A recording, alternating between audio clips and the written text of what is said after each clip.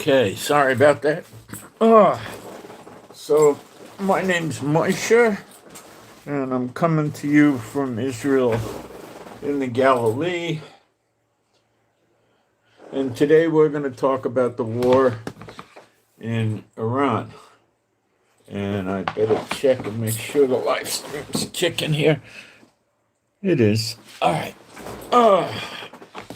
I'm on rather late today. There was a lot of stuff I needed to study about missiles and drone and the rain and the clouds, stuff like that. And I did study it and I got it down, and I'll explain it to you. I got it down reasonably okay anyway, not an expert. Let me go into the live stream. So I'm a little concerned that we got one. Looks like we got one.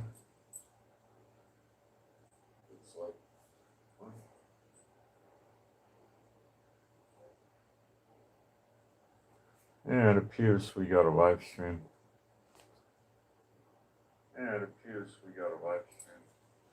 Okay. We got sound and picture people coming in. I'm going to reduce the sound and put a post up really quick and we'll get into it. It should be a pretty good live stream today. It's a lot of very interesting things I uncovered. Like, why is the Lord giving us 9 days of rain very unexpectedly all of a sudden? And how does the rain and the clouds affect the missiles coming in from Iran and the drones and the Iron Dome and the David Sling? And how does it affect our bombs dropping on Iran? There's interesting stuff nobody's talking about. All right, I'm going to get a post up, and that'll take just a couple of minutes, seconds rather.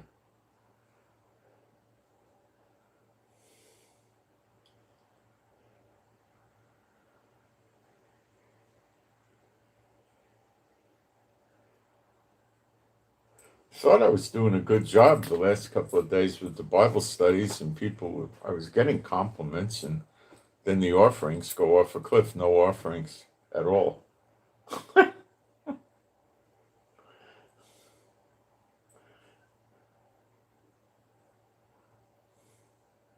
2 days, no offerings, and people were, well, the studies came out pretty good. Well, anyway, let me finish here and not dwell on that.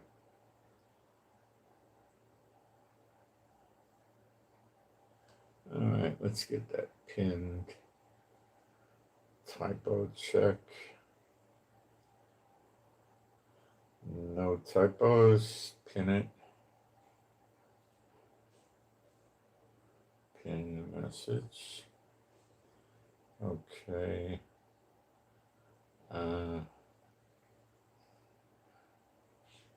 All right, I think we're good to go here. Let me close this out. Now, being a Bible believing site, I'm going to do some praise. There is no God like Jehovah. There is no God like Jehovah. There is no God like Jehovah. There is no God like Jehovah. There is no God like Jehovah. There is no God like Jehovah. There is no God like Jehovah. There is no Messiah like Yeshua. There is no Messiah like Yeshua. There is no Messiah like Yeshua. There is no Messiah like Yeshua. There is no Messiah like Yeshua. There is no Messiah like Yeshua. There is no Messiah like Yeshua. All right, guys. So we've got a lot to cover on the war, and let's just get into it. But there's something I want to start out saying that is going to make a lot of people unsettled. Okay. It's not about the economy or anything. It's a biblical thing. I'm going to read it out of the Bible. I'm going to go to Isaiah 1 and What is the verse? That's the question of questions. I get the wrong chapter 1. Maybe it's 22. Let me think.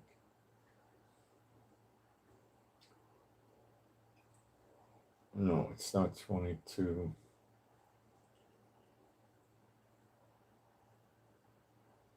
It's 24. Close, but no cigar. Therefore saith Adonai Jehovah of armies, the mighty one of Yisrael, I will ease me of my adversaries and avenge me of my enemies. Okay? And I will turn my hand upon thee. That's not this. That's a good thing. And purely purge away thy dross and take away all thy tin. That's what Elijah's doing in Malachi 3. Okay? So he's using Elijah to effect this, it appears. And it also appears in Zechariah 13, 8 and 9, which you read about pertaining to the 2/3 getting cut off.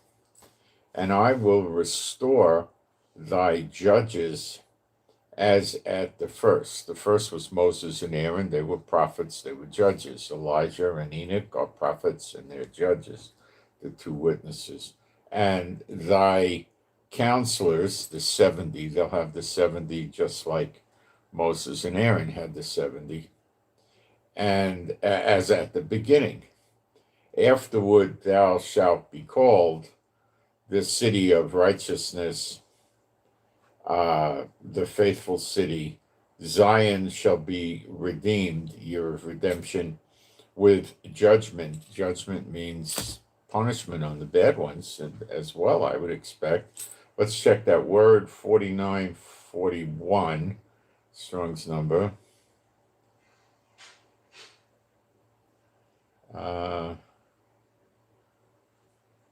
Judgment.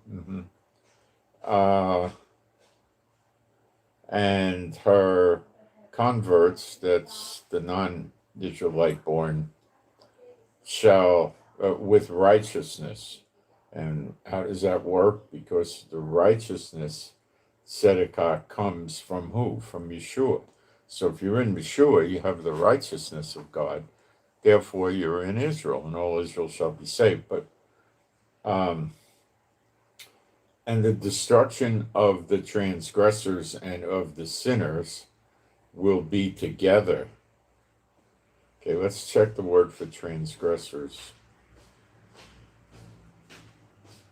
Rebels, revolt, rebels. Let's see.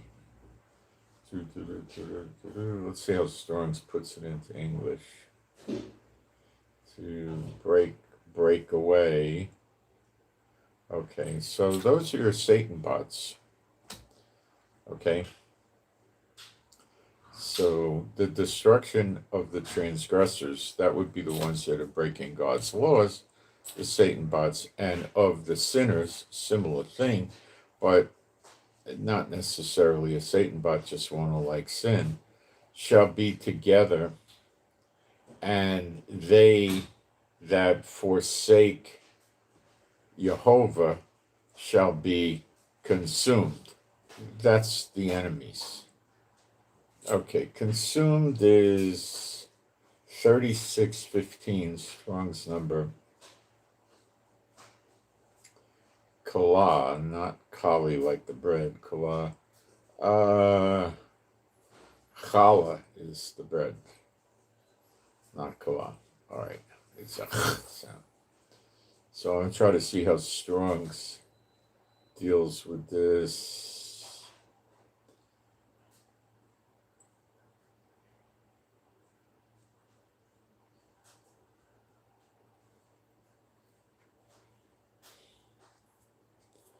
Finished, perished, consume, cease, Okay, they're gone. Uh,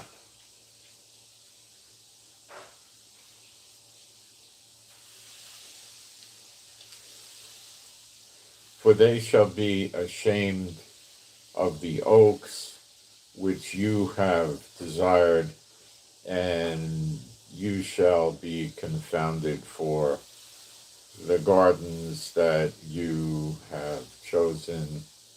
For you shall be as an oak whose leaf fadeth, and as a garden that hath no water. See, this is not dealing with the enemies in the surrounding countries attacking us, is it? Doesn't sound like them. What would they be doing in the forests here in Israel? Well, it's the Satan bots that go out there and carry on their rituals and worship, or whatever you want to call it. And the strong shall be tow, and the maker of it as a spark, and they shall both burn together, and none shall quench them. But see, God says he's going to ease himself of his enemies, and the enemies of God, of Jehovah and Yeshua in Israel are quite substantial. Quite substantial. I would tell you that this place is saturated with Satan bots. I got discernment. Saturated. Loaded with them. Loaded with them. Okay, I keep telling you, they've set up what lack of better words, a fake Israel. God, of course, knows they were going to do that and uses it, but why do they call it a fake Israel? Because it's run by Satan bots. And the rabbis lead the people astray grievously, and they reject Yeshua. And they teach the people they can't say the name of Jehovah, it'll bring calamity on them. And they teach the people that Yeshua was not a prophet, not the Son of God, never rose from the dead, and was a bastard, had no father. And is that enough? But you can't trust the leaders of this country, of any country. You can never trust them. People know that, but they don't do anything about it because they don't know how. They don't know how to fight it in the spirit. So they try to fight it in the flesh and they lose. So if you also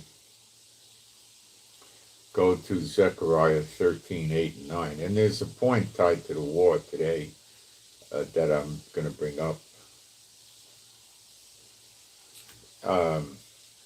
Zechariah 13:8, and it shall come to pass that in all the land, that's called Haaretz, the land of Israel, not the world. They teach you it's the earth, the world. They're lying. What happened to my iPad? It went a little nuts on me.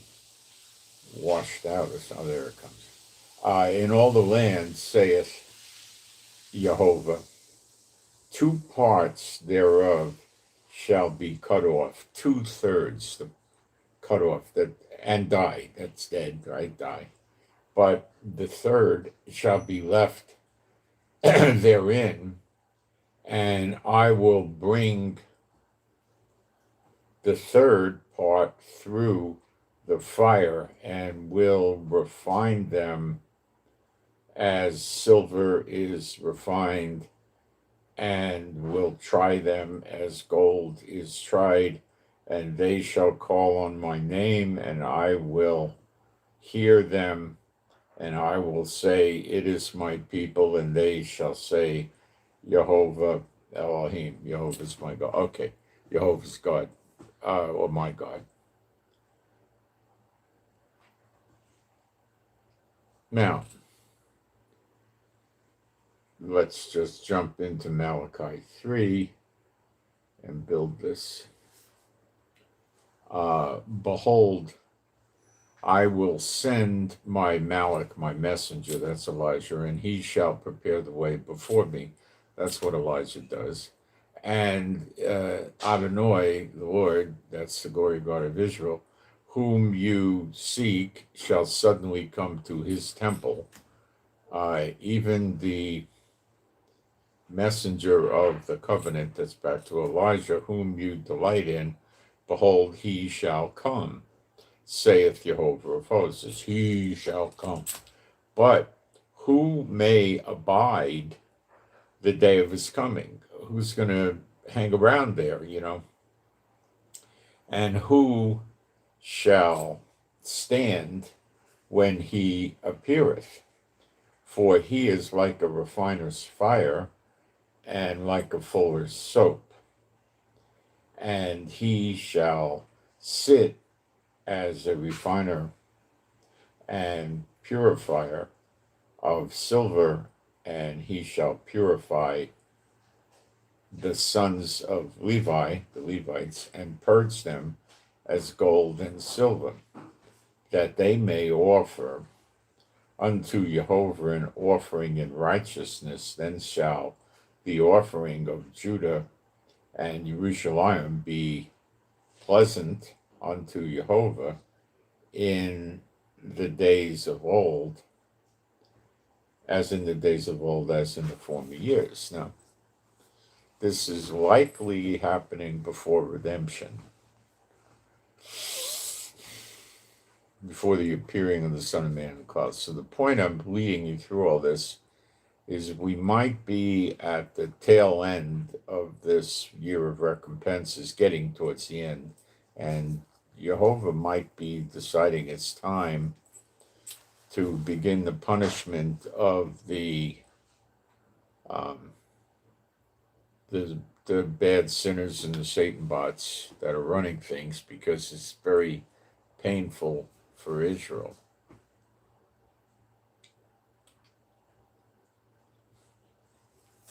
He may destroy the government of Israel. He may destroy their wealthy factories and their high-rise houses. I don't know.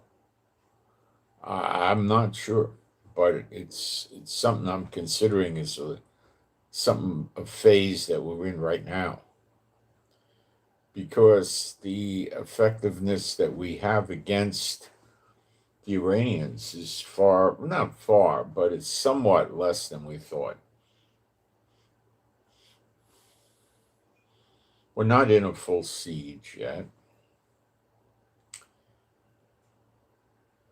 Iran shot 12 missiles at the airport, I think, 2 days ago. And the story that we're getting, and I believe it to be true, by the way, was all 12 missiles were taken down. But one private jet was hit with a lot of shrapnel from the takedowns, caught fire, burned, and basically it's a write-off. Another 2 private jets got damaged from shrapnel, and they'll be repaired.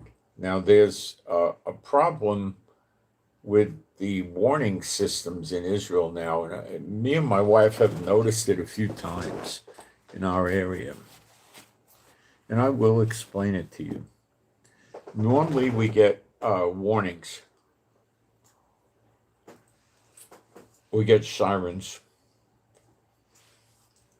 and that tells us, that tells the people go in a shelter, or if there's no shelter, get off the street or do something, right?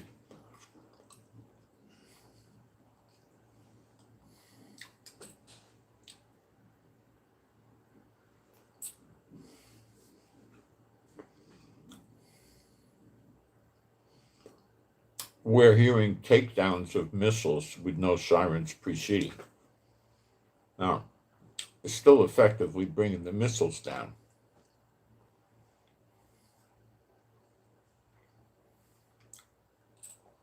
But the warnings aren't happening. Not all the time. Much of the time we get the warning. I think it was this morning I heard in the distance, miles away, the sirens for the warning.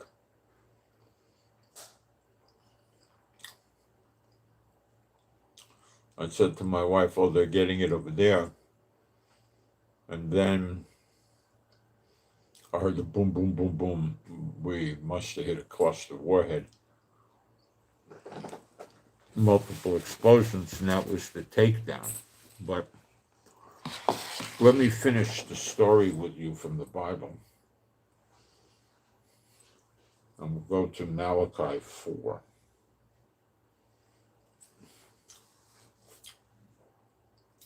Malachi 4, verse 1. For behold, the day cometh, that would be the day of vengeance. That's the Zechariah 12 day. Thou shalt burn as an oven. And that would be the Zechariah 12:6 day when the two witnesses burn the enemies all around Israel on the borders and the seas to burn them up. Shall burn as an oven, and all the proud, Satan bots, yea, and all that do wickedly, sinners, Satan bots, shall be stubble. That's a word that's used when the two witnesses burn them up in Zechariah 12:6. And the day that cometh shall burn them up, saith Jehovah of hosts, that it shall leave them neither root nor branch. That means their, families, I expect, are gone or something. But unto you that fear my name shall the Son of righteousness, S-U-N, Shemish, the sun, like sunburn, copper-tone, suntan, okay. That sun, right? Not the S-O-N, all right. Son of righteousness, the bright and morning star, the sun, right? Of righteousness, arise with healing in his wings, in his extremities. That's where the tzitzit are on the borders of the clothes. And you shall go forth, and it says really, you shall go and frolic about like calves of the stall. That's because when you see Yeshua as a believer, you get everlasting life, you be young again. It's the Holy Spirit in you that does this. If you don't have the Holy Spirit, it ain't going to happen. Okay? And if you want me to guess, you'd be maybe like, I'm thinking 23 years old. I'm basing this on something I don't care to share, but I'm thinking 23. Okay. As calves in the stall. All right. And you shall tread down the wicked, for they shall be ashes under the soles of your feet in the day that I shall do this, saith the Lord of hosts. Ashes under your feet means it's in Israel. We're in Israel here. These are the people in Israel, not the people on the borders surrounding us. Those people wouldn't be ashes under our feet because we wouldn't be walking around over there. We'd be in Israel. It would take us a long time to walk to those places for a lot of us. Day, 2 days, I don't know, a long time. So it's the people in Israel. 2/3 getting cut off. You see how I put it together for you? All right. So I don't see the government of Israel running things when we see Elijah training the Levites, which makes me think the temple is already here, and that temple comes down from heaven. And it's not New Jerusalem, and people saying, where the heck is he getting that from? Okay, Ezekiel 37, last 3 verses. I did not plan on this Bible study. The Lord's just leading me here. Ezekiel 37, starting in 26, verse 26.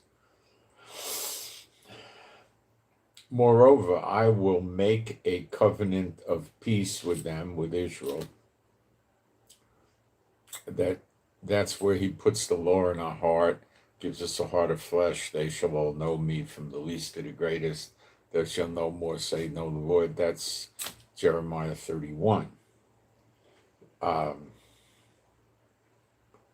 covenant of peace with them. It shall be an everlasting covenant, everlasting life, everlasting covenant. Everlasting life is life off olam, into the future, an indeterminate period of time. It's not immortality. The verses that you read that you may never have understood was, my people's days shall be like that of a tree. A tree dies. A child shall die at 100. Okay? Everlasting life. How many kids you know that make it to 100 and are children? Moving along, everlasting covenant with them, and I will place them. Now, there's a word for place, and it's Strong's number 5414, and it's pronounced Natan, like Natan, okay? And I will Natan, or place them, and multiply them. That means many children. And I will set my sanctuary, the temple, in the midst of them. But when it says the word set, see, they're trying to confuse you on purpose. The word for set is the same word as place, 5414, Natan. So, and I will Natan, or place my sanctuary in the midst of them. The midst of the person is the pupik, the belly button. That's the middle of you. Think about it. The middle of Israel is what? Yerushalayim. Oh, shocking. No, it's not. Okay. In the midst of them, forevermore, everlastingly. And it goes on, my tabernacle also shall be with them. And that takes us to 2 Maccabees 2, chapter 2, which I know is an apocryphal book. It's considered very historically accurate, though. Jeremiah hid the actual tabernacle in a cave in Mount Nebo. That's the mountain that Moses died on when he was allowed to look at the promised land but couldn't go in.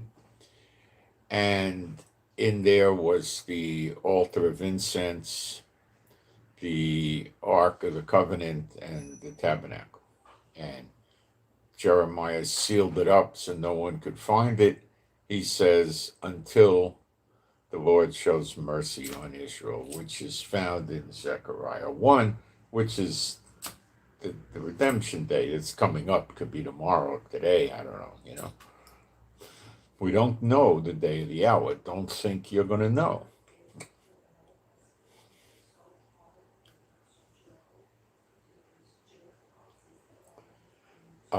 So that would explain the tabernacle also being with them. Now that might be, the tabernacle is a portable item, as you know, and it might be that the tabernacle goes to the wilderness when the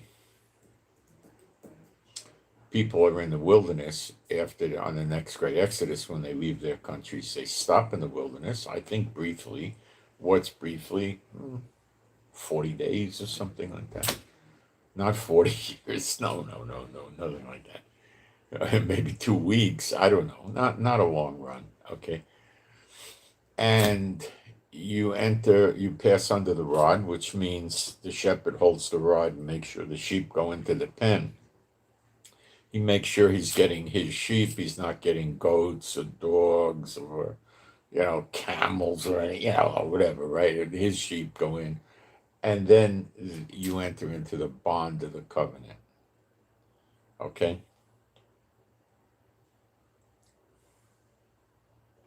So my tabernacle shall be with them,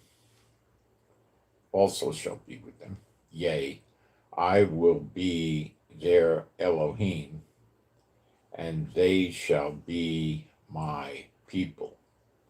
And the Goyim, the heathen, shall know that Jehovah do sanctify Israel.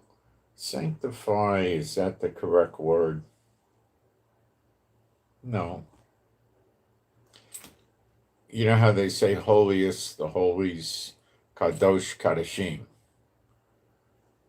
This is the word kadosh, it's holy. So what he's saying, well, I'll read it again. And the goyim shall know that Jehovah do holy Israel, make holy Israel, when my sanctuary shall be in the midst of them forevermore. Now, if this sanctuary was something the rabbis slapped together with some John Deere equipment and all that stuff, would the nations, would the goyim, the nations think because of that God made Israel holy because the rabbis smacked together a temple? Chance of that happening is zero, I would say. But if this temple came down from heaven, it looked like it came down from heaven, like nothing else ever running around on the earth looked like that. Or any, I don't know what, I don't have the details, but it's probably pretty cool. You could read a lot of the details in Exodus, starting in chapter 40 and going through to 48. Especially 40, 41, 42, 43, 44, 45. Okay, so that would enforce the fact that it's coming down from heaven, the fact that he natans it, or he puts it here. We're not building it, we didn't build it. Who built it? Who does he say who built it? Where are the building plans? Where is it? We don't know. Nothing. We don't have the details. When you read the scriptures, Ezekiel 40 to 48, you don't get precision details like he gave the people when they built the tabernacle. It's just not there. You can read it. We don't have the details. Like what color is the door? What's the floor made out of? How does the floor look? What color is this? We don't know any of that stuff. Because we don't need to. We don't build it. They don't teach this. I don't care that they don't teach it. That's not important to me. Okay. So maybe we're at the stage where he's gonna get rid of this government because it gotta go. It's rotten. Okay. I mean, it's stone cold rotten. And it's gotta go. And he might be getting rid of it. I don't know.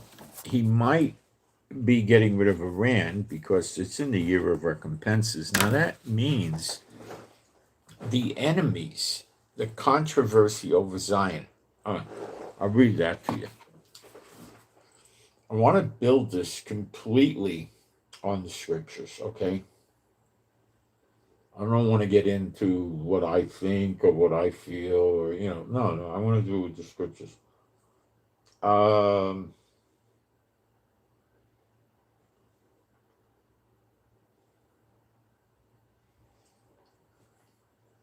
34,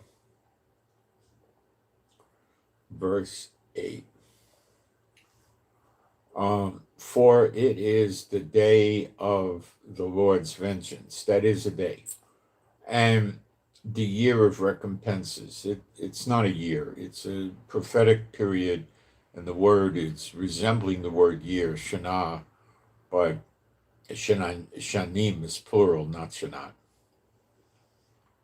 It's a prophetic period of time of recompenses, payback for the controversy of Zion. Controversy is fighting, strife, and so forth. So it's the payback for fighting over Zion. Now, what you need to understand is the government of Israel is not on God's side. They don't even want the people moving into the West Bank. They're not taking the land back at all.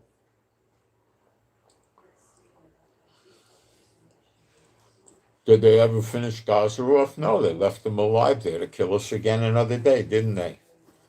There's a good 20,000 of them there that want to kill us. See the problem you get with them?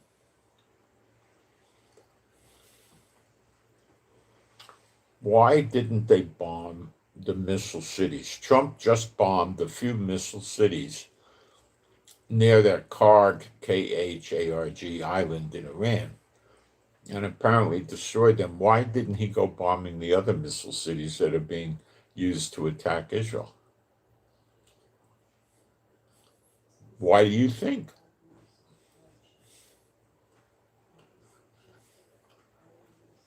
But it backfired because it's also bombing the missile attacking the other countries. So this thing went out of control. Okay? They lost control because we fought them in the spirit. And they don't have their little demonic buddies around to help them. We blocked all that.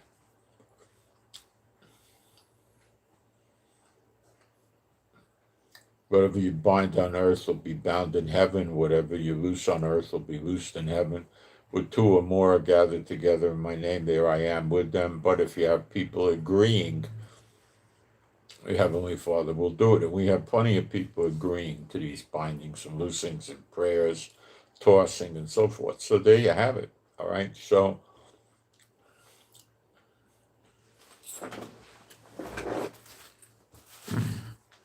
maybe that's why we're having all this rain,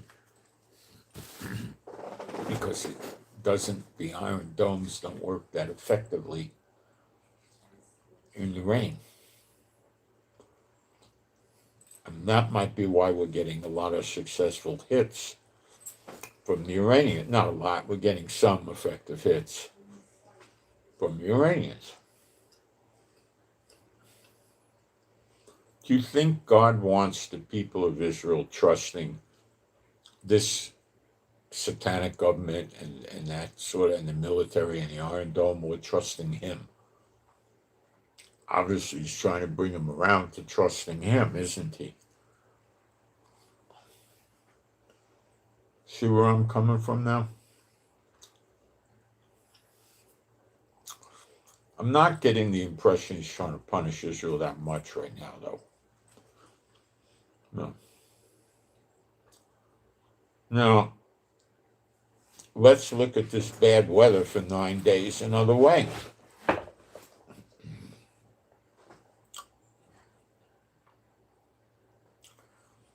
What does it do to the Iranian missiles?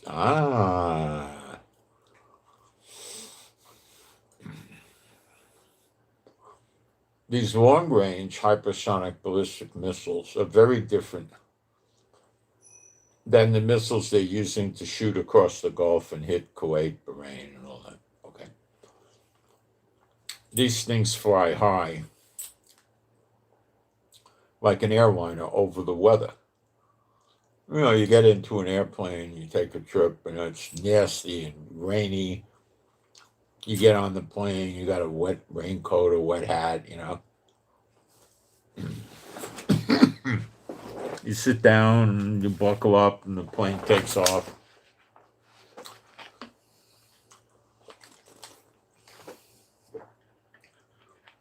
After it's flying, 8 or 9 minutes, hey, it's sunny outside. You're above the weather, right? You're over the clouds, so you don't have the weather to worry about.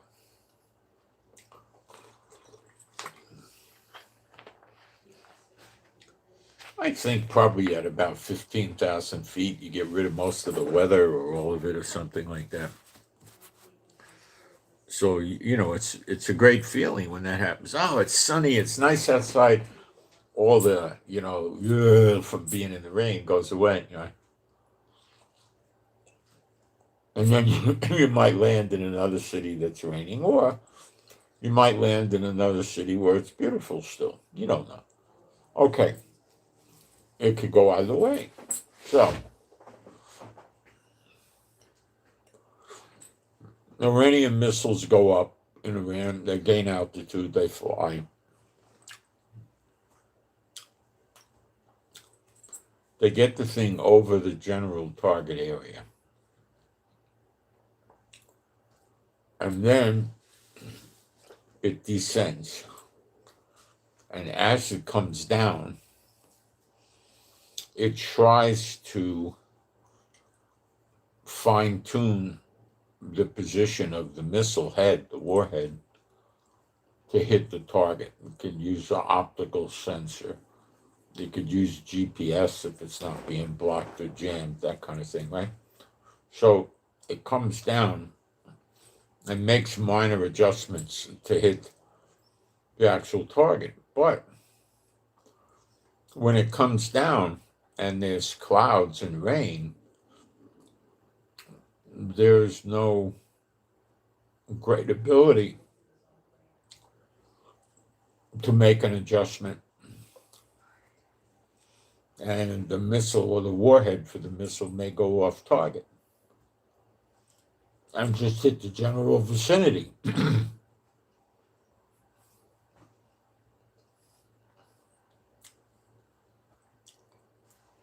Perhaps this is being done to rain to protect us, although it is raining in Iran now too.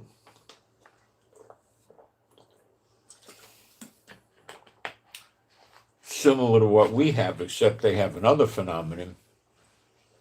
They have something called black smoke, black rain rather, because all the smoke from the things being burned up and on fire and blown up gets mixed in with the clouds and all of that, and it makes it even harder. But we don't use missiles that much in Iran.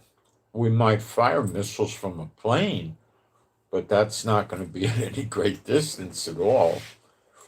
And we're dropping bombs, which is a whole other technology. And it works much better in the rain.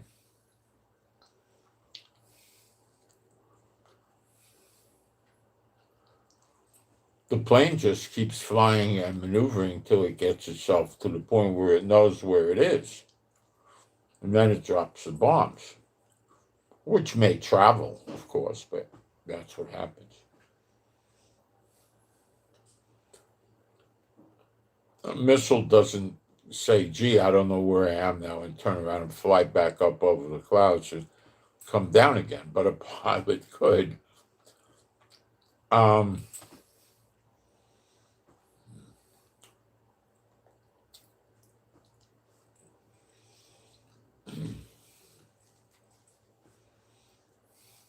Now, I want to tell you the big mistake that Trump is making, a big one. He is trying to save the oil in Iran. He is still having a pipe dream that he's going to take Iran over, put his friends at Chevron in, and they're going to make another few $1 billion a month, and run the Iranian oil. And then he's going to be the controller of Iranian oil, American oil, and Venezuela oil. And when you add that up together, he's the largest, by far, oil producer or controller of oil than anyone else. No one even be close. And where's that leave China? Buying oil from other people. Who? Russia, maybe Canada, other people. They can get oil.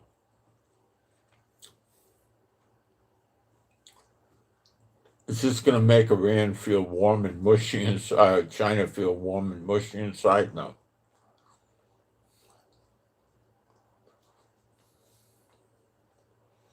What China might do is try to get the Ukraine-Russia war to stop. So they have a source of oil. Russia.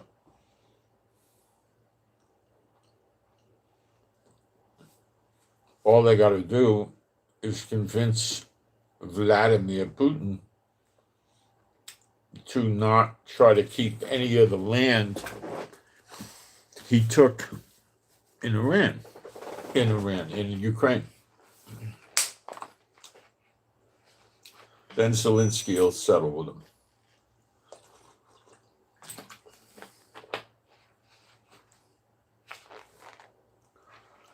So far, no go.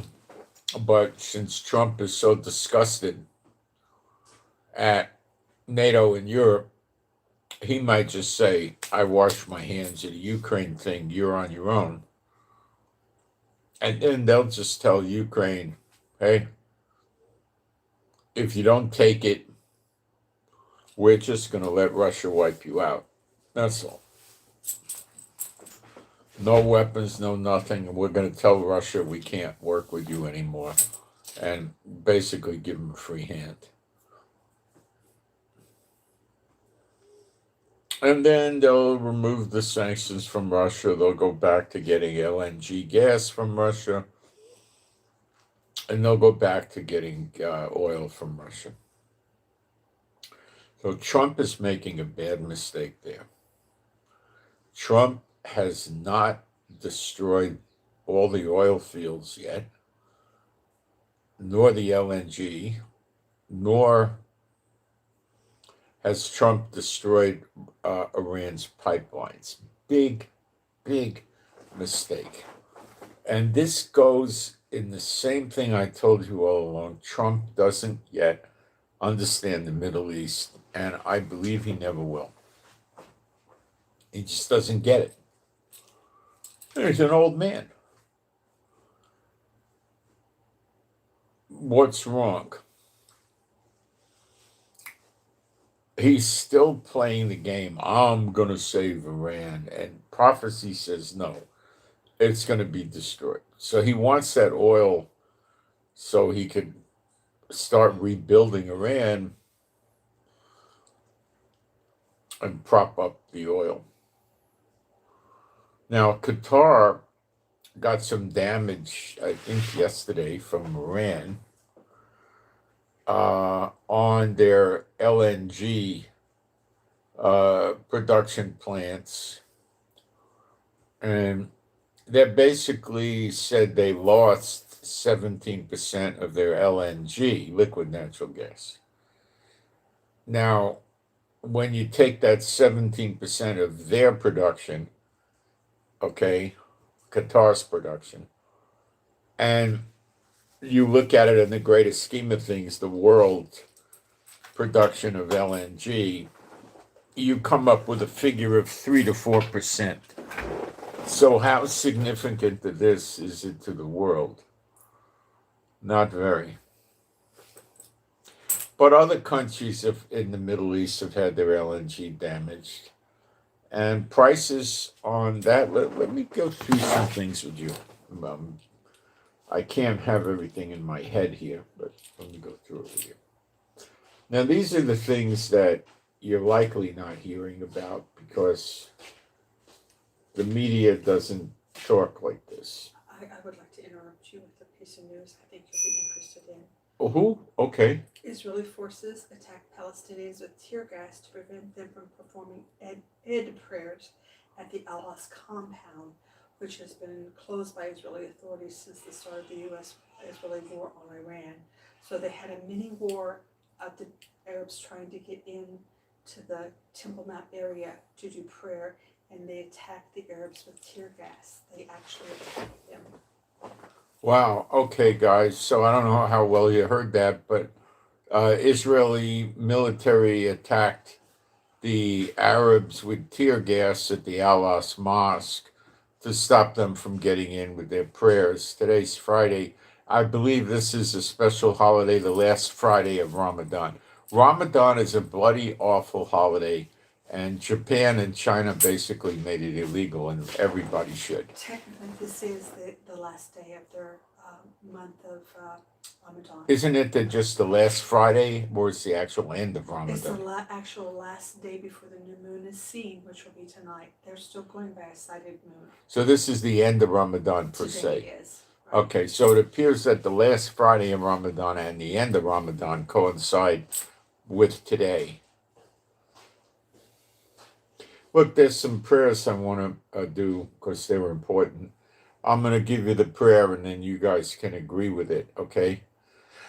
So I'm just going to tell you to do the prayer. I'm not going to do an agreement on this because I already did it. All right.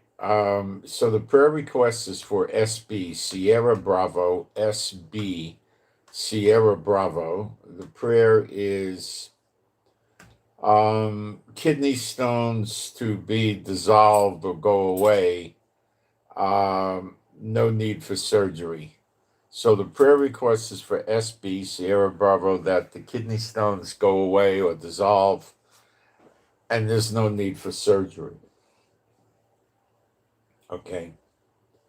I don't like to say this, but I will. There's a home cure for the stones using olive oil. If you want to look that up, I'll tell the person that sent the prayer request in.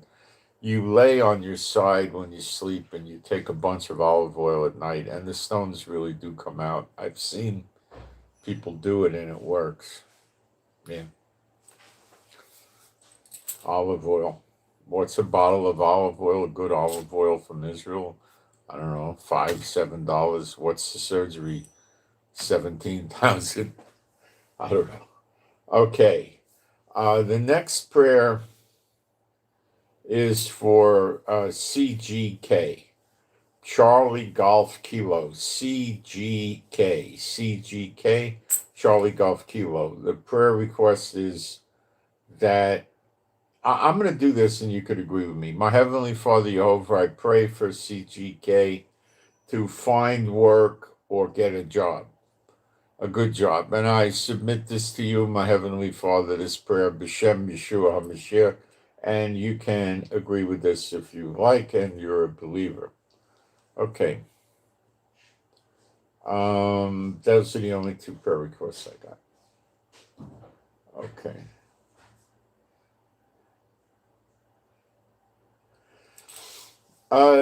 I've checked this out and I verified it. It's true. Jet fuel, in other words, what Delta and United Airlines use, right? Jet fuel has doubled in price. Expect serious rises in the price of air travel tickets.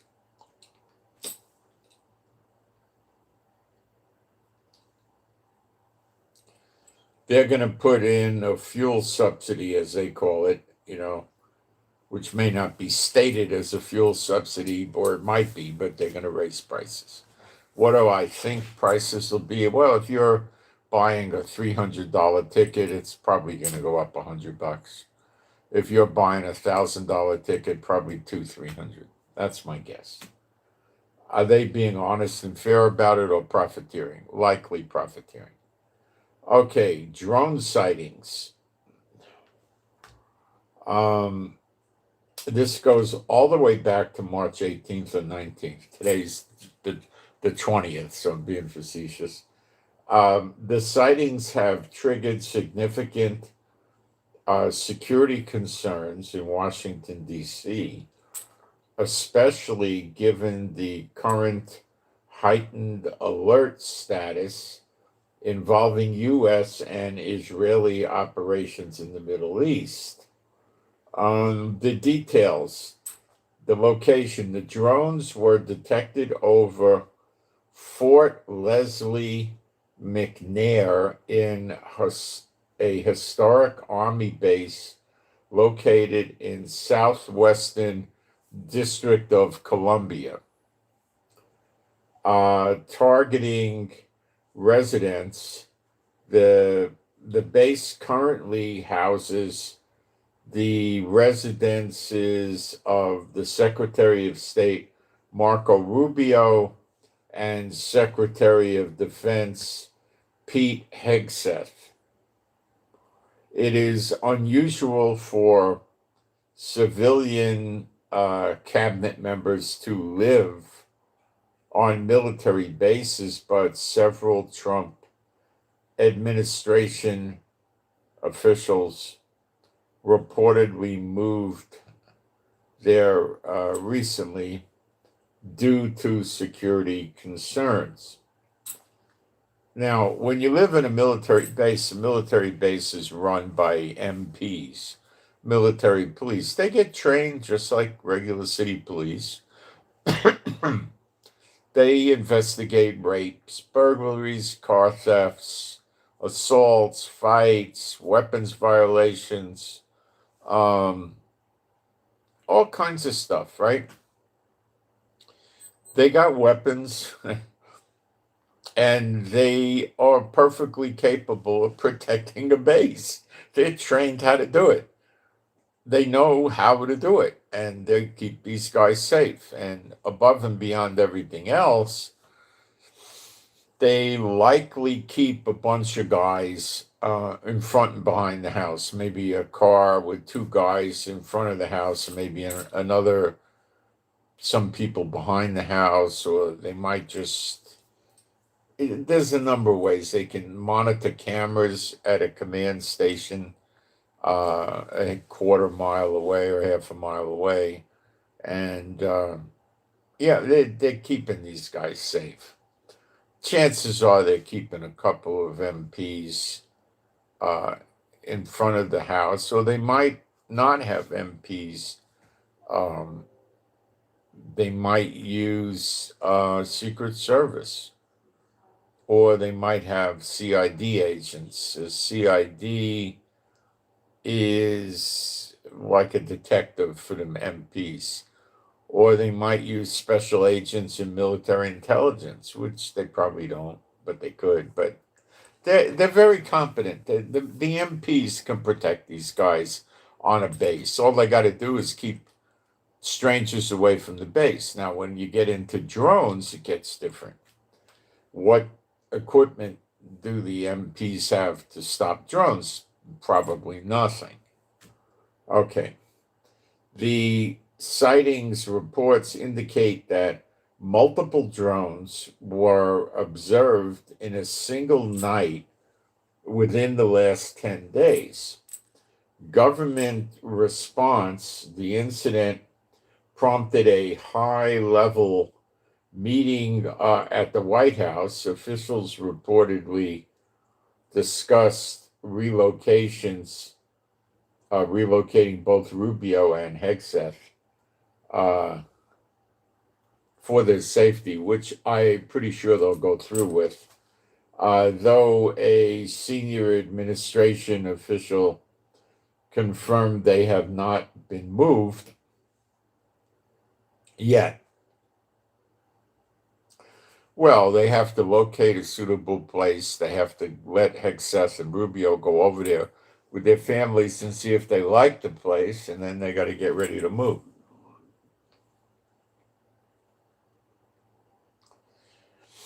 The origin of the drones is still they don't know, or they're not saying, or they're not sure.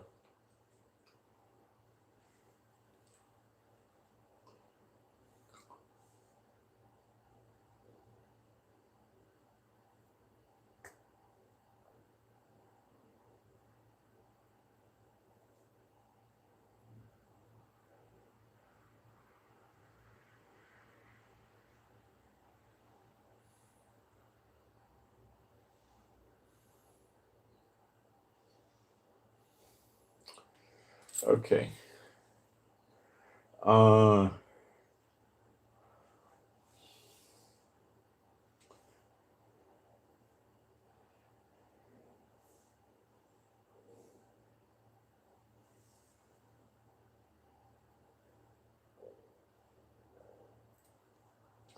This is Iran trying to do a targeted assassination against the Americans. Hegseth and um, Rubio, and these drones may in fact have been flown by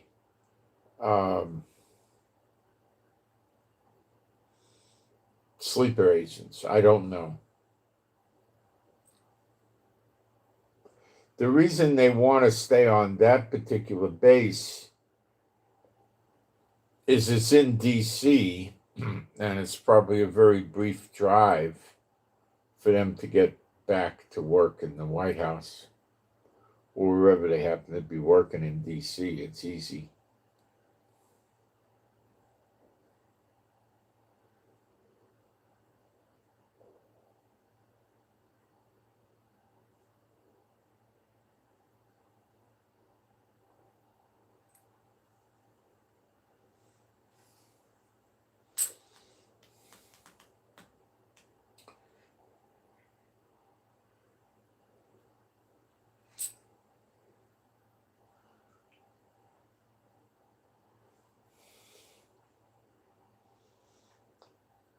This is probably irking Trump, because if they did hit Rubio and Hegseth, Trump would go nuts, ballistic. You'd see, massive amount of soldiers and equipment heading to Iran. And that might happen. Now, the destroying the Iranian military boat in the Caspian Sea, what really is going on was this. Russia was smuggling weapons to Iran via the Caspian Sea, and Israel intervened with it.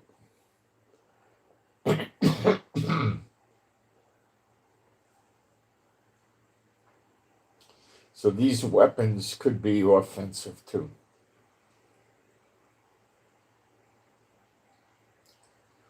There's talk that Trump is trying to exit the war. I don't believe that. Trump's not. I mean, if he gets an unconditional surrender from Iran, the war's over. He's not getting that. Okay?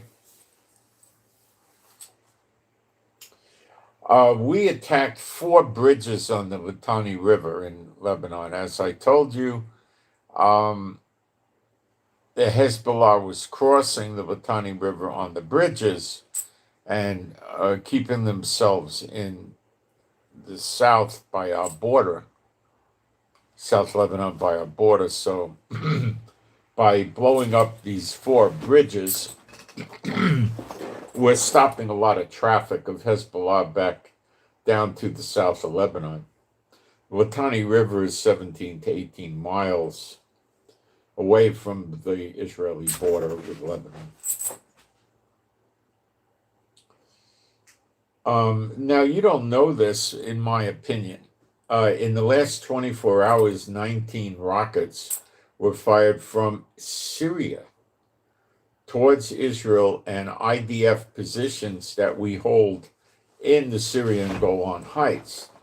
The rockets fell in open areas far from the border with Israel and IDF positions. There were no casualties among the IDF forces. So these were more than likely Iranian-backed militia psychopaths that are still in Syria.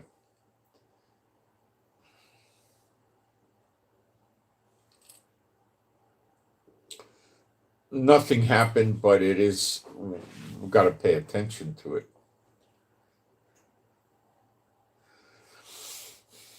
Now, the U.S. allies, they're not getting ready to attack Iran. There's stories running around to this effect that I need to clarify. The UK, France, Germany, Italy, Netherlands, Japan, they did issue a joint statement about the Strait of Hormuz. They condemned Iran's attack on shipping, Strait of Hormuz, said they support efforts to keep the strait open, expressed a willingness to help in principle which means diplomatic support. So you see, they are aligned politically.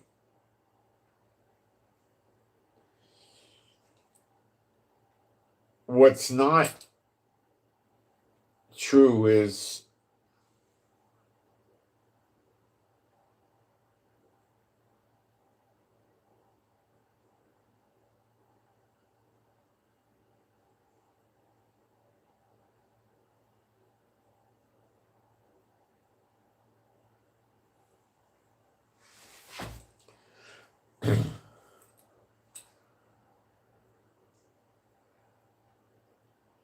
there has not been any confirmation of a military coalition having been formed to date. It does not exist. It has not been formed. I don't think it's coming either. These characters, I'll tell you what they're doing in Europe. They're not committing any warships. There's no joint naval force being put together. There's no Operation Hormuz coalition in place. Many of the allies are refusing or hesitant to join militarily in this endeavor. The U.S. is still trying to build a coalition.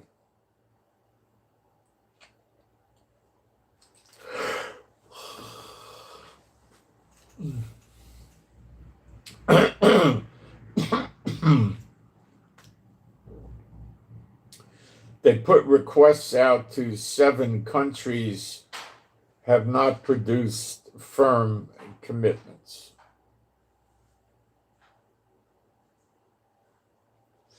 The European people, the European Union countries are kidding themselves, and I'll explain to you what they're actually intending to do,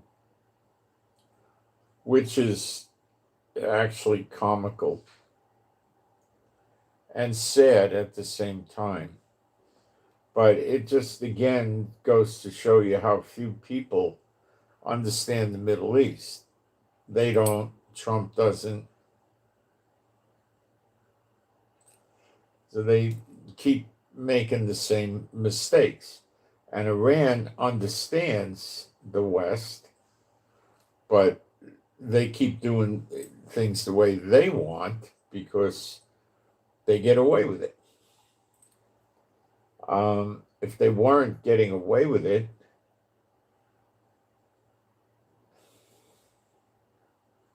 they wouldn't be doing it. So the European states are aligned politically. They're opposing the jamming up of the Straits of Hormuz, and they want to politically, diplomatically go against it. Europe is basically they're asking for a reopening of the Straits of Hormuz and no more strikes on energy, water, and shipping.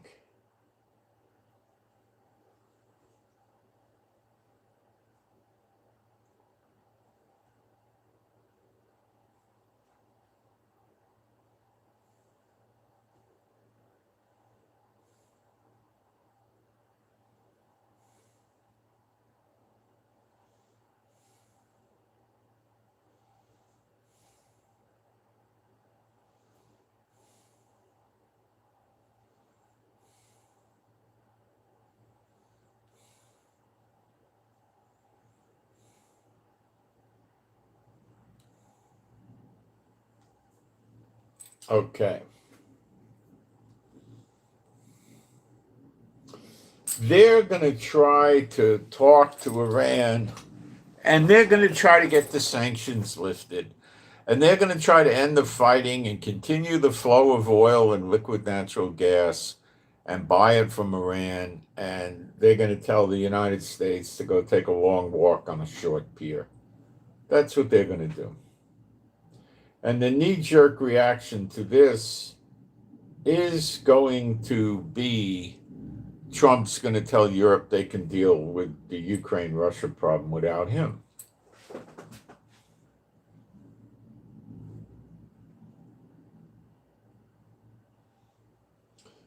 The Iranians will be very interested in listening, but they're going to want to see a lifting of sanctions, and Trump's not going to give that. So it's not going to go anywhere. And then Iran's going to see the weaknesses of these countries, and if it gets around to attacking them, it will.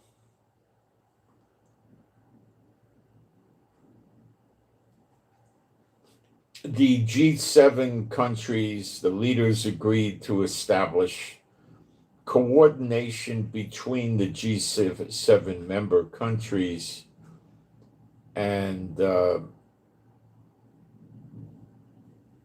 Gulf countries.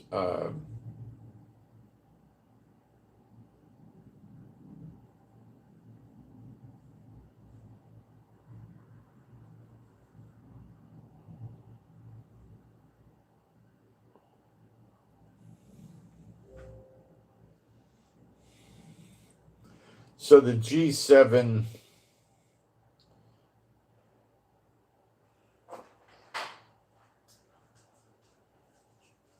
are really nervous about the economic consequences of continuing this Iran war. In other words, the prices of LNG and gas. The Saudi Arabia leader, that stupid kid they got running the place, he said that in the short term, not too long down the road, gasoline is going to go north of $180 a barrel. Oil, I should have said, north of $180.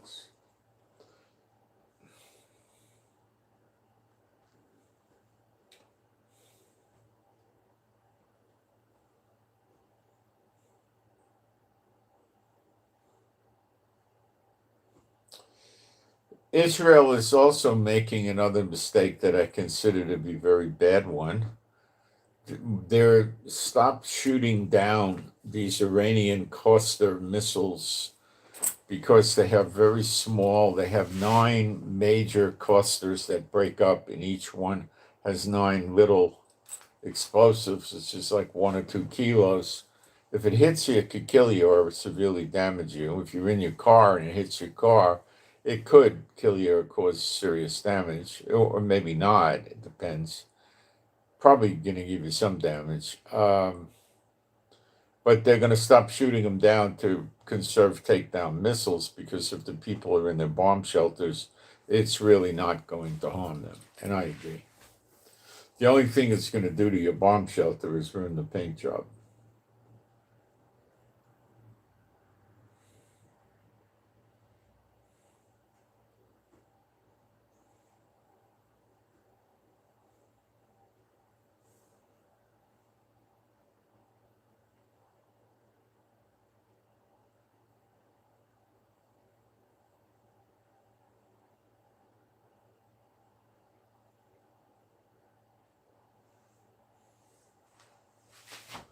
Okay.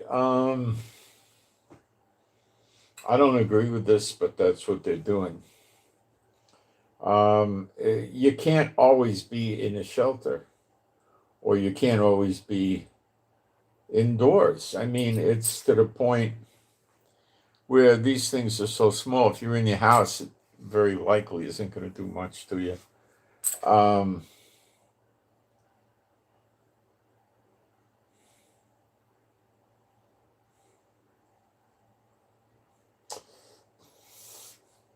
The Israeli Air Force says it has to date dropped 12,000 bombs in Iran. See, I'm telling you, the damage to Iran is likely out at about 10 years of repair to get it to look like there's no signs of the war anymore. The BRICS, BRICS, are divided on Iran. NATO's divided on Iran. The G7's divided on Iran.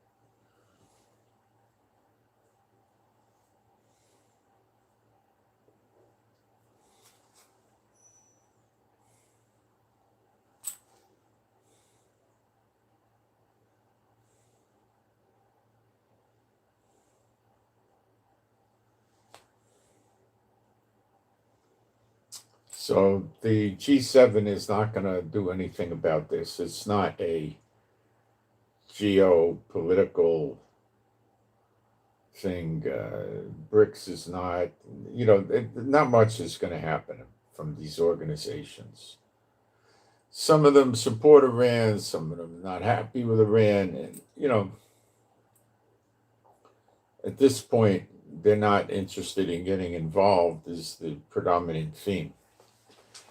The Netherlands, this is different, has said it's ready to join other countries to protect ships passing through the Straits of Hormuz, which has been blockaded by Iran since this. Okay, so Netherlands is talking, I'll send a destroyer or two down there and we'll escort ships through the Persian Gulf and engage in combat with Iran if they attack these ships. So it is likely the first one to side with Trump on this, other than Israel doesn't have we might send one ship up there. We don't have that kind of a navy, though, but maybe we'll do something. I don't know. We'll definitely support it with air, Qatar Energy and the government of Qatar have revealed bad news regarding the damage done to the liquefied natural gas processing facilities hit by Iran missiles. All right, I told you this. On the greater scheme of things, it's not that much in terms of supply to the world, but the problem here is that Qatar is claiming force majeure and shutting down their facilities, as are other Middle Eastern oil and liquid natural gas companies doing, because it's dangerous to have the people work there when it's a high target area, because you don't want your workers there when the missiles come or the drones come, they get killed.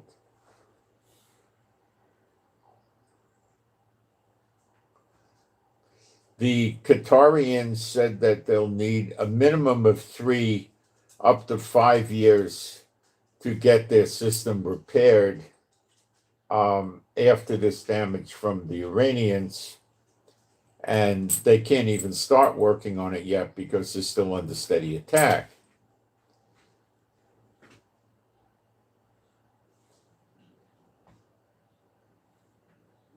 The damage was, again, 17% of this particular company's production of liquid natural gas, LNG, and this affects on the world spread of the worldwide supply.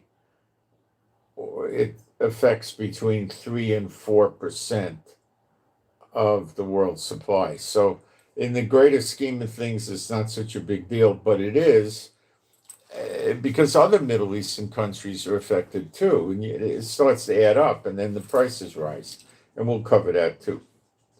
Israel TV Channel 12 is reporting that the Israeli Defense Force chief said today that Israel is not even halfway through operations against Iran, with no timeline for the war's end.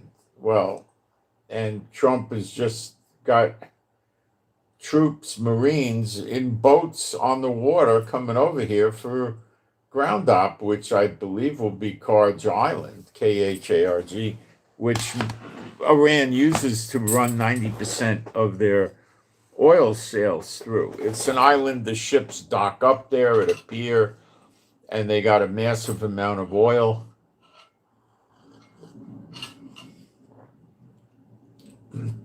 Stored in tanks, and they probably hook the ships up with hoses, probably an 8-9 inch thick hose that might put 2 or 3 at the same time in there, and push the oil into the tanker ship, and then it fills up and sails away.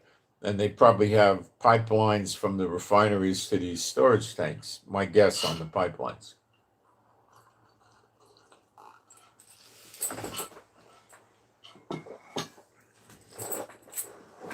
Trump doesn't want that destroyed. He wants it. And he wants it for Chevron and his buddies, other oil companies. It's a very serious mistake. If he destroys their oil fields, their production capability, all their pipelines, you will break their spirit.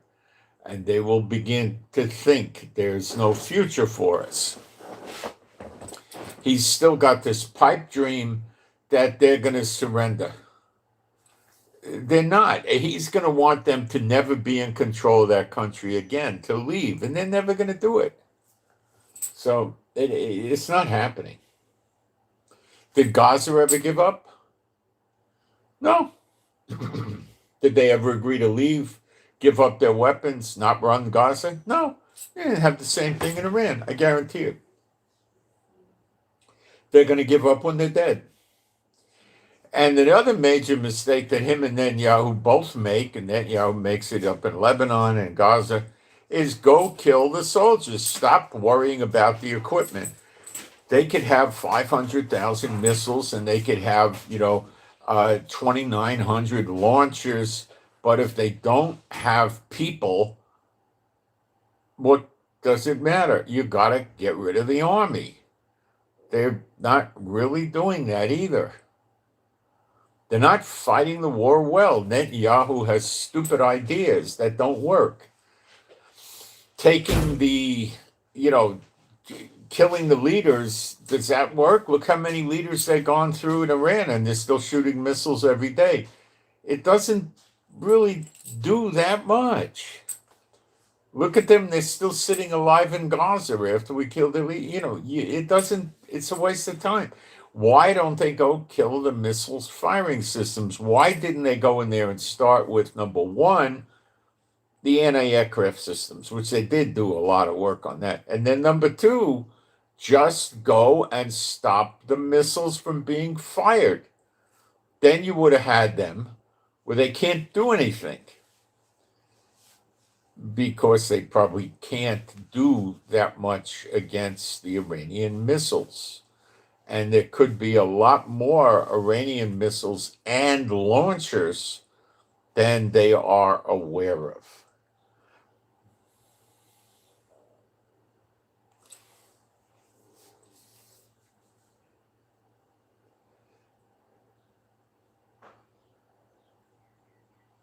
Anybody that thinks that this conflict is coming to a quick end got to go back and wake up, pinch themselves.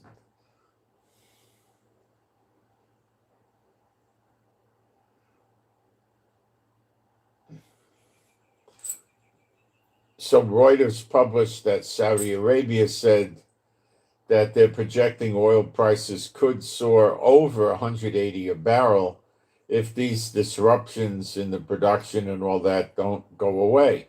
Well, they're not going away, and they're even making them worse. They're hitting the oil refineries, the ports where the ships come in to take the oil out. They're hitting everything. They're burning their refineries and stuff are on fire. And, not Iran, the other countries. Iran too, I think.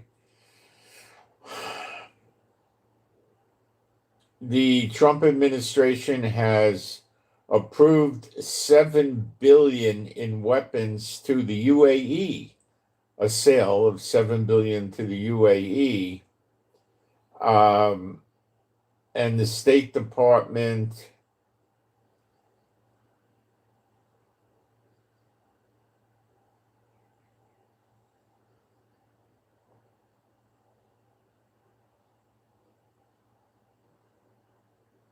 well, anyway, a lot of it is 5 point something of it is Patriot missiles. And the rest of it seems to be helicopters.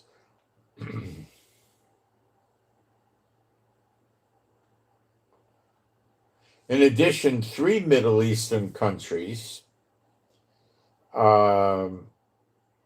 with more than 16.5 billion announced earlier on Thursday. So Trump's cleaning up. He also asked Congress for $200 billion to clean up the Iran war. 200 billion.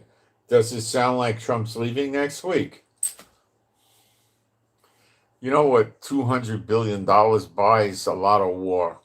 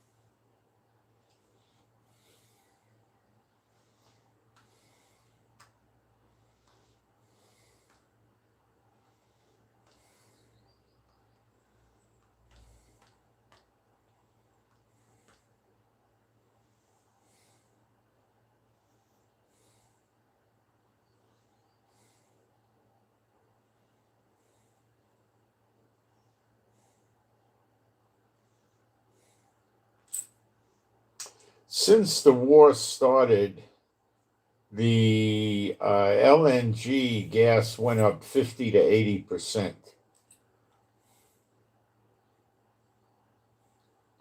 Right now, but it's settled a little bit right now. It's running about 30 to 60% up.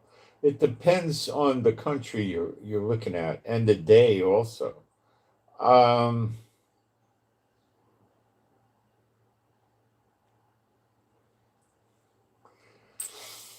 Qatar has 20% of the global LNG supply in the world.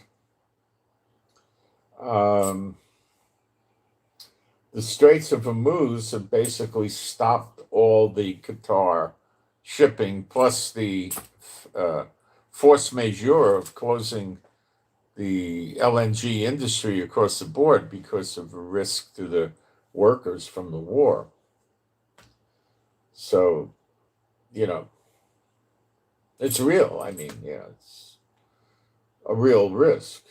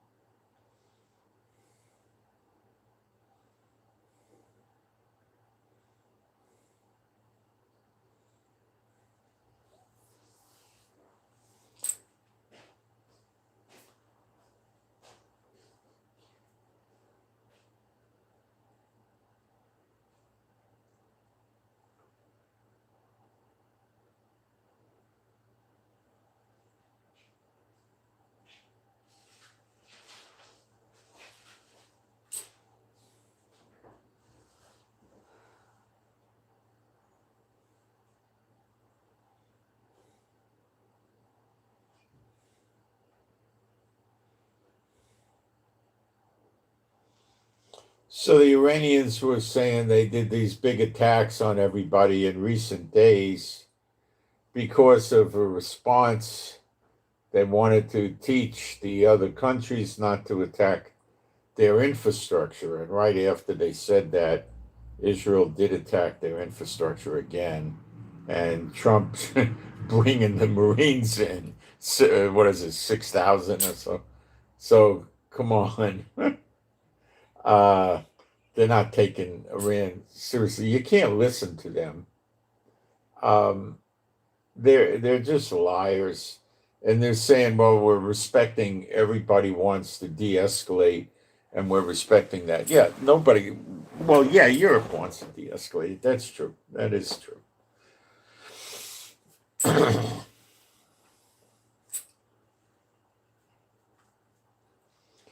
If the Iranians could fire missiles at Europe, that would be their preferred target.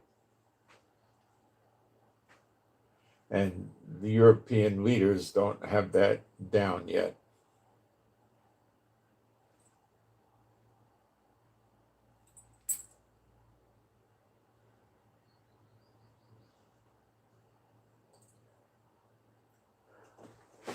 The Iranians said, "We will not act with restraint if our infrastructure is attacked again." And it got attacked right after they said that by Israel.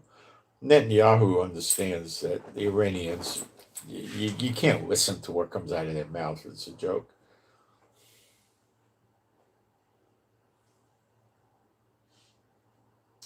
My thoughts on the matter is this, that this is going to happen sooner or later. They're going to take down the entire electrical grid in many areas in Iran where the missiles are coming out of regions. Like a region could be 150 miles, something like that. Like a state in America, you would think, think like that.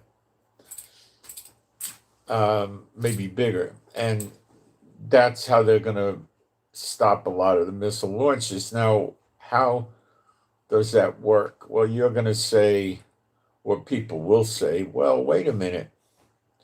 That's not a very great idea, because what they're going to do is just use generators and take the stuff down with generators. But that's not what they're going to do, because, well, I mean, they got generators, but you gotta digest this carefully. Generators use gasoline. So, I mean, do you think they got these missile cities and they put storage in there like 5,000 gallons so the generator could run for 6 months or something like that? I don't think so.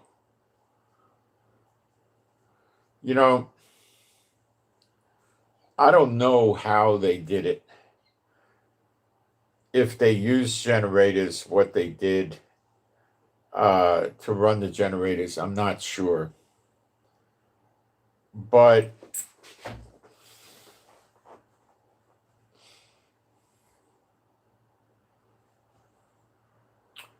I think that they're using the electric grid to a good extent. Maybe they still got radar they're running. They just tagged an American F-35 yesterday. They didn't knock the plane down. They damaged the plane, and the pilot had to go to another country and make an emergency landing. Is the pilot okay? It's fine. Did he have to eject? No. Did he crash land the plane? No. Did he take the plane to an air base and land it on a runway with radar and all? Yeah.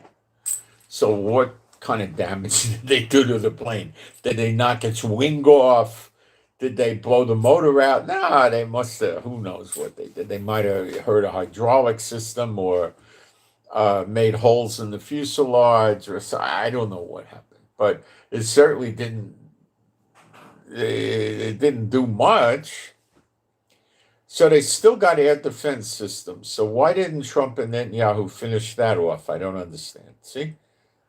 I don't understand. What I believe they did is they opened up corridors, because Iran's rather large. So they have corridors where they could fly and hit missile cities if they want, or hit this or hit that. And there's no more air defense. And then there's air defense elsewhere. And then they might move it to another location, and then they could attack the enemy, being us, and we don't know it, and take, it's not, if you think that Trump and Netanyahu are handling this correctly, you're wrong. It's all screwed up. Netanyahu wants to destroy Iran. I mean, he wants an end of Iran, which is the proper answer. And it's the biblical prophecy of Jeremiah 49, starting in verse 34 to the end. And that's what's going to happen. And Netanyahu wants to end it. Does Netanyahu really like the idea of the Iranian people taking it over and running it and trading with Israel and stuff? Not that much, because he's got in the back of his mind, he's afraid that the Iranian mullahs, the Muslims, will take it back. And then we're back in the jackpot again.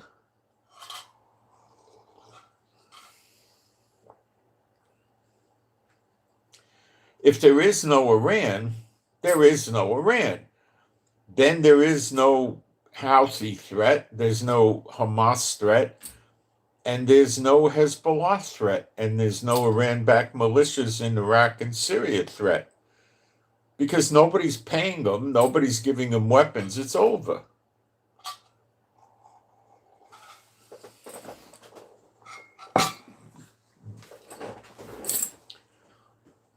It's over, but that's what he wants. And then Trump, he wants to put the people in control there with the Shah's son because of the oil. He's going to get that. He's going to get his schmear.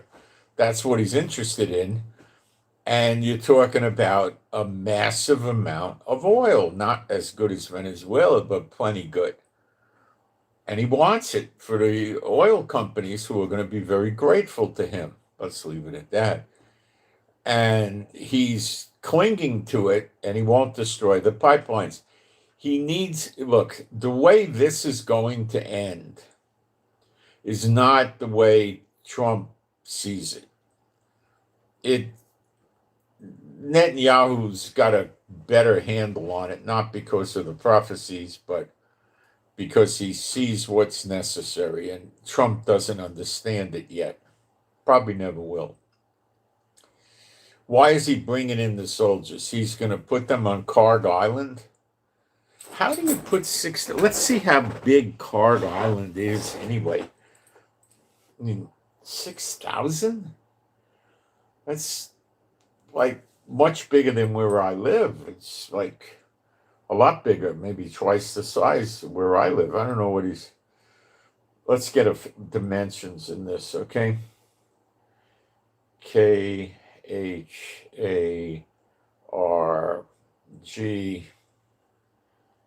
Island.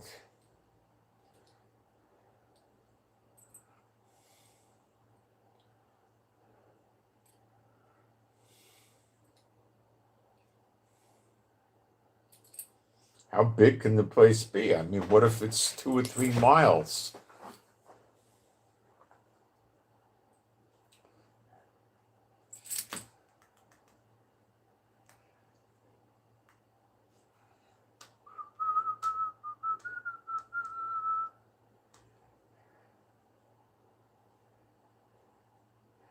It's situated 15 miles off Iran's northwest coast. It lies in the northern Persian Gulf. It's tiny. I don't get this. It's less than 5 miles. Let's call it 5 miles. We'll round it up and give it a benefit. It's 8 kilometers.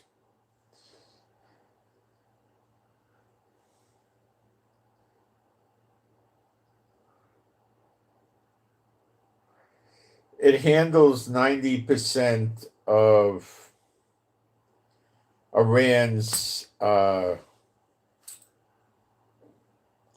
crude oil exports. So instead of destroying their oil by blowing it all up, Trump wants to break their pride and their hope by taking over their oil. They're not going to let him get away with that. It has massive storage tanks and loading facilities to load the ships. It's has a tank, has docks or piers, whatever you want to call it, that can handle super tankers. Those are huge, okay?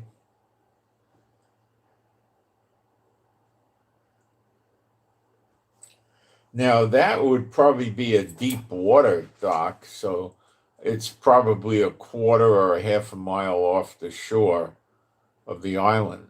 So it's got what they would, I don't know, maybe that would be the distance. It would have to be a few hundred yards, I'd say, anyway.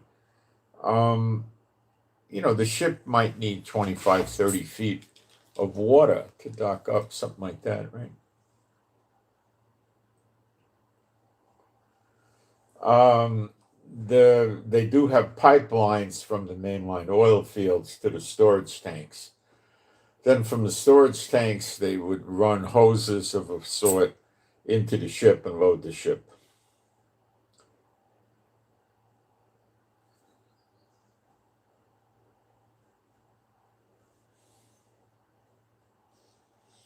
So he wants to saturate Card Island with soldiers. The thought being that Iran can't take it back. He has to make sure Iran can't hit it with missiles, or they'll just send 25, 30 missiles a day at the place. And they might blow it up. If we can't have it, you won't have it either.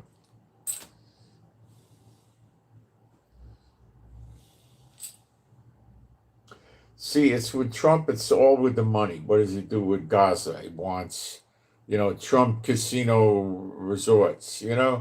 It's all about money, money, money, money, money. That's all Trump's about, is money. Worthless garbage paper money.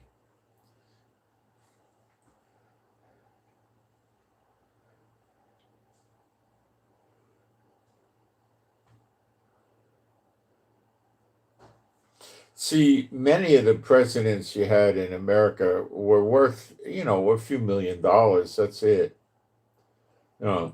They weren't up in the many billions like Trump. These guys would, have like, 3 million, 5, 12 million, they'd have enough. They'd have, big family mansions and a yacht, but they didn't have the Trump kind of money.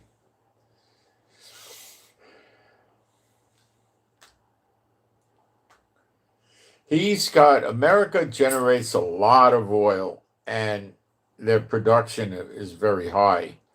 Their reserves aren't as great as Venezuela, let's say, but their production is extremely high. So you add in Venezuela, where he has Chevron, if they ever get enough guts, going down there and jacking that up, and then the same in Iran and jack that up. Trump is going to be the oil kingpin of the world and control the prices and everything else and be able to push people around, and that's going to be the end of the threat from BRICS.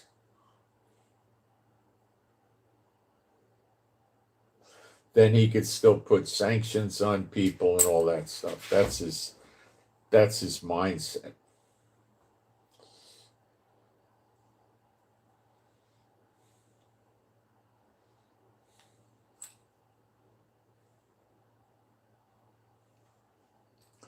He's got a reasonably decent idea. Of course, it's what's especially troubling is how he never reveals to the public what he's really up to. That's not a good thing. A Japanese journalist asked Trump during a press conference with the Prime Minister of Japan. It says, why didn't you notify the U.S.'s allies, America's allies, before you attacked Iran? Trump says, we wanted it to be a surprise. Listen to what he said. You got to hand it to the guy. Who knows more about surprises than Japan? Why didn't you tell me about Pearl Harbor? Why didn't you warn us that Pearl Harbor was a surprise attack? And the Japanese were in America with a team of negotiators negotiating with America. They were having trouble getting steel purchases from America, and they needed steel to make ships and weapons, And America knew the game, and so while they had negotiators in America, they attacked in Pearl Harbor, and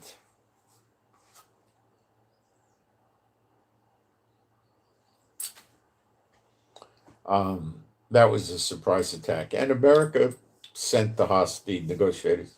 They had diplomatic immunity, sent them back to Japan.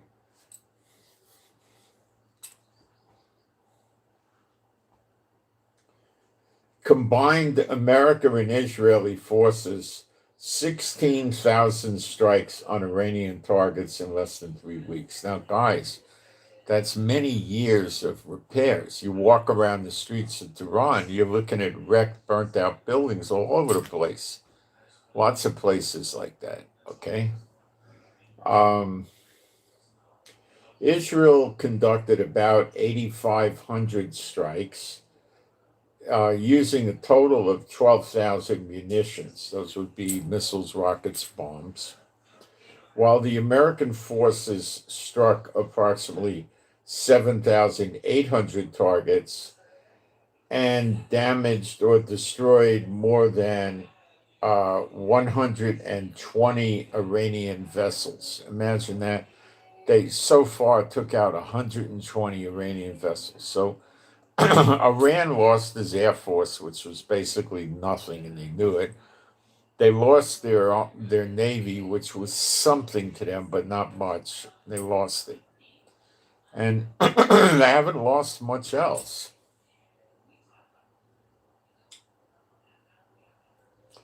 The war, I think, is eventually going to spread to the desalination plants in the Middle East and oil countries, and that's going to be another crisis.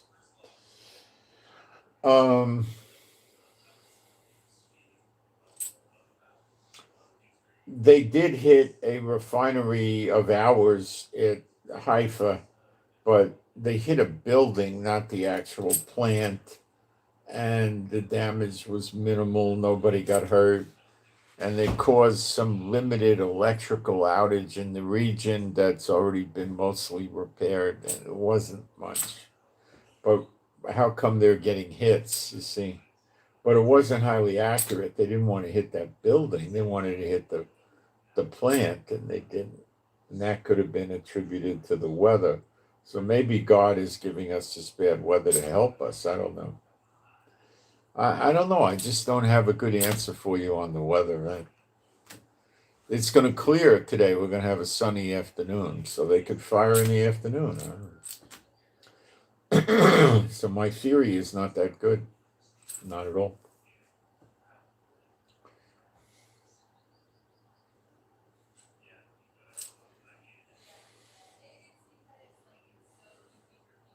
The Iranian opposition, this is we the people of Iran, the protesters that hate the mullahs, they transferred a message to Israel that reads like this. It went on social media. Israel, pay attention. The tunnel from the city of El Lam, I think it's double LAM, or it's IAM, I don't know, to the city of EYVAN, Ivan, is full of missile launchers. See, they're helping us. The tunnel has missile launchers. So what is this telling me? It's telling me Iran has more missile launchers than Israel and America thought they had, and we're going to pay a price for that. You've got to start killing the people, the soldiers, and you've got to take out the whole electrical grid. It has to have an effect on the ability to use the missile launchers. It just has to. It'll affect communications. When you go to take your military truck or vehicle or car or whatever to the pump and put gas in it, you can't put gas in because the pump's electric. It's not going to work. So you got to sit there and pump it by hand or something. It's going to mess them up.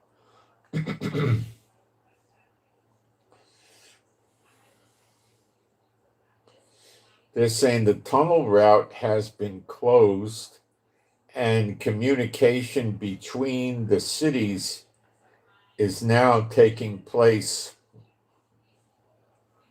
via a side road, a communication. He probably said it wrong. It's a translation. Probably travel is on a side road.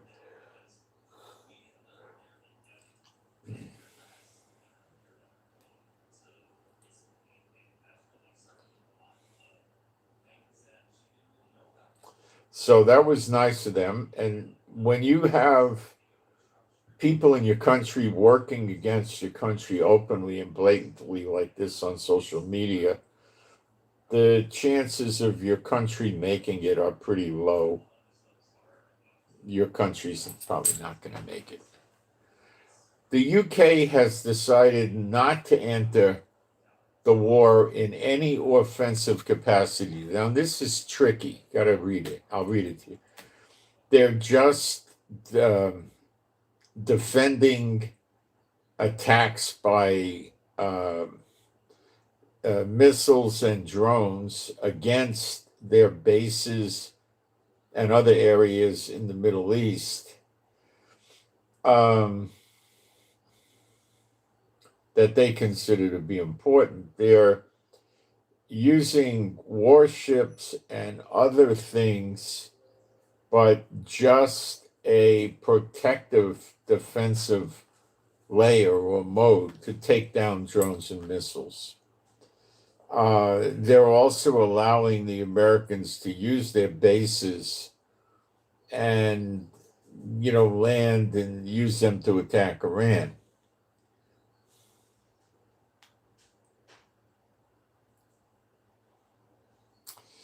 So did they actually enter the war? Well, there are people that want to get clickbait and they're saying they do, but it's a stretch.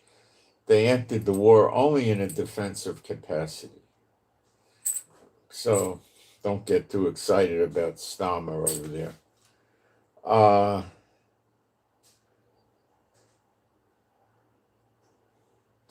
The U.S. in the last few days has had a noticeable spreading of fires. Colorado, Nebraska, Nebraska had something like a 650,000 acre fire recently. I mean, there's some big fires. There's wind blowing and it's not good. I will kindle fires in and about your city, as in Jeremiah 50:51, daughter of Babylon, getting burned, and fires are increasing now.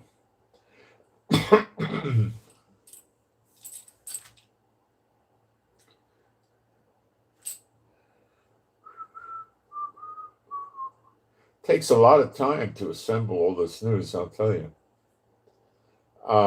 The Marines coming to the Middle East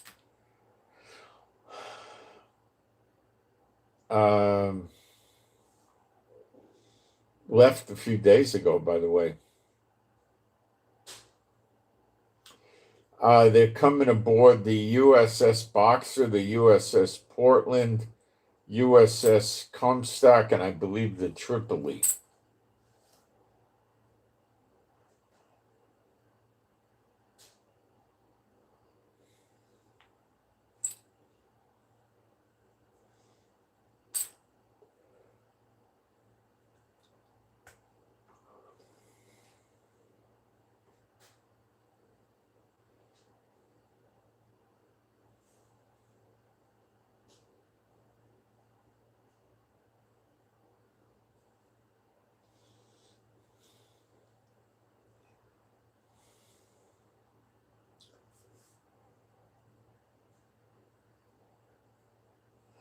The Tripoli is currently about a week away from the theater. And they're talking about, 2,500, yeah, probably 1,800 Marines, something like that.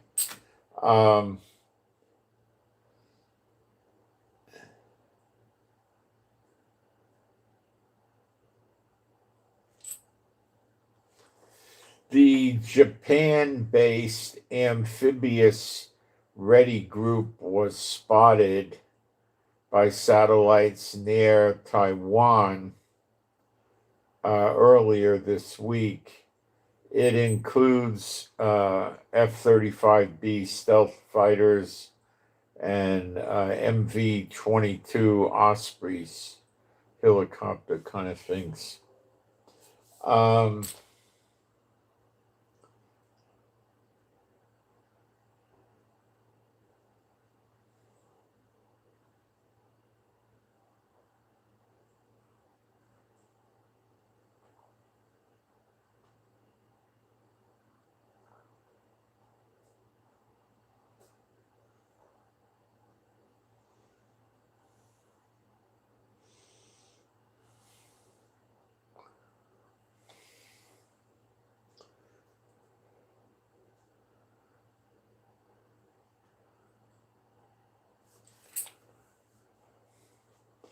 The total buildup, this is different than what I said before, expected to reach roughly 8,000 troops coming on these amphibious ships once they all link up. Well, that could make sense. There's 4 of them that we know about. So, yeah, it could roughly hit 8,000. Maybe 7,000, 7,200, something like that. And this is, of course, Trump's idea of no ground war. He's trying to secure the Straits of Hormuz, escorting oil tankers. So these Marines on Karg Island, how are they going to escort ships or not? They could have missile launchers and launch at Iran. Maybe they have anti-missile missiles that could help protect ships near something. I don't know. I don't know what Trump expects, that the Iranian military is going to try to take the island back. Well, Trump could just bomb them.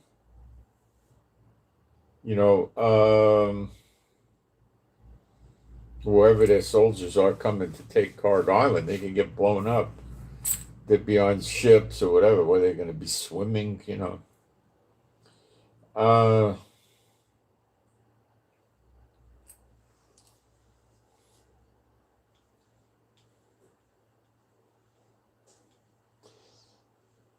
they're estimating Iran has 1,000 pounds of enriched uranium. That stuff doesn't get, I don't get involved with that. I don't think it's real. Embassy strikes like in Baghdad. The Marines are trained to hold the embassy, you know, to go in there and hold an embassy, but you'd have to probably put, you know, 150, 250 of them in an embassy to really hold it. That would be a very powerful force, because these embassies are built like American military bases, and they could hold. It would be very hard for the enemy.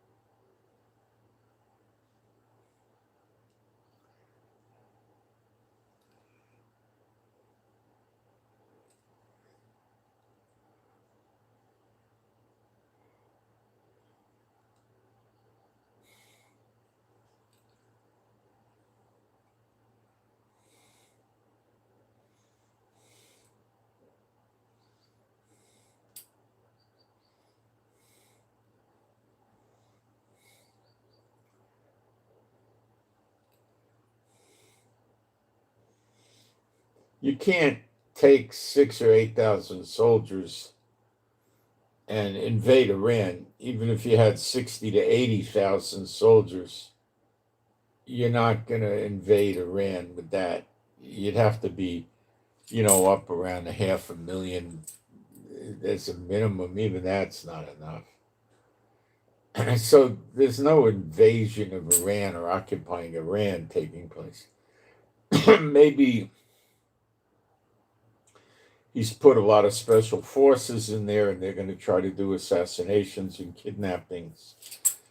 I don't know. Probably, but it's not going to be so easy.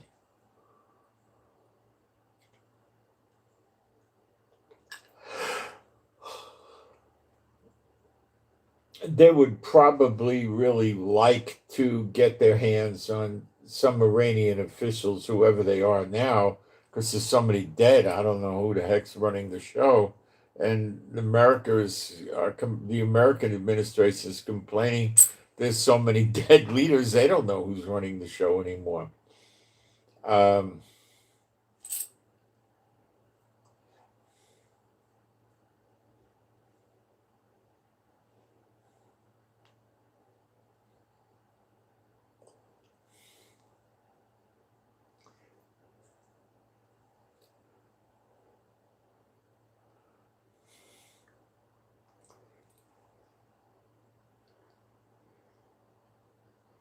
the war is a mess.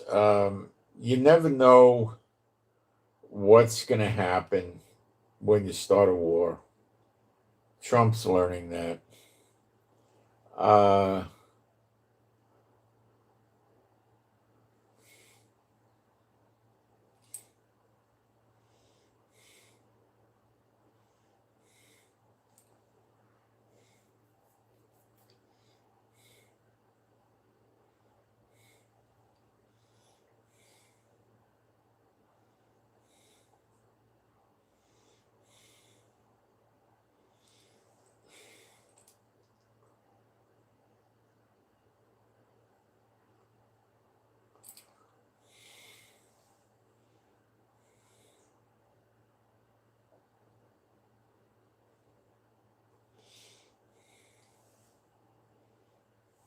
the U.S. crude oil price, WTI, this morning, a little while ago, was running around $94 to $99 a barrel, which is about where it has been. The Brent is running around at about 105 to 107, which is maybe up a tiny bit. The bums managed to suppress gold down to 46.92. See, these lion thieving the meanies, the satanic meanies, the Satan bots. They got the gold prices run down. What are they going to do? They're going to acquire and then run the prices up again. So they jammed it down all the way to 46.92. It was up at about 55. Silver, they're not paying attention to very much. It's down to 73. They're just mean, nasty crooks.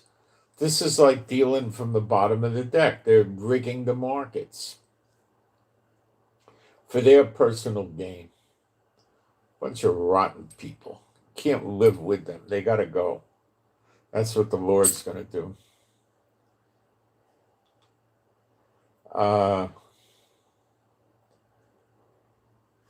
What they're also doing by this is they're making the gold dealers, the guy with the pawn shop, and the guy who says, I buy gold, I sell gold, silver. Okay. He's afraid to buy gold when it goes up. What about the guys that bought it at 55, 53? He's lost a fortune. You go out of business like that. So what's going to happen when gold goes back up, say to 5,500? The guy's going to say, let me see if I got a buyer. And then he's going to call his buyers up and say, hey, I got 3 ounces at 5,500. Do you want them? And the guy will say, yeah. And he says, well, you got to come down here. I'll get them for you. Then he goes to the guy that wants 55 and says, I give you 53.25. And he gives him $75 knockdown, and they probably say, okay. And then he goes to the guy buying it and he gives him a $50 premium or something. So he makes himself 125 an ounce. And he does it in a way where he can't lose because he doesn't buy it until he has a guy that's actually buying it. So he's doing the middleman. That's the only way he's going to do it. He's not going to want to go sit on inventory at 53 or 55 when it could go down again. This is what they're doing. They don't want this happening because non-Satan bots can make money, and they don't want that. Part of their religion is never give you, a believer, an even break, and you should be as poor as possible and downtrodden as possible. That's what these pieces of garbage are all about, okay?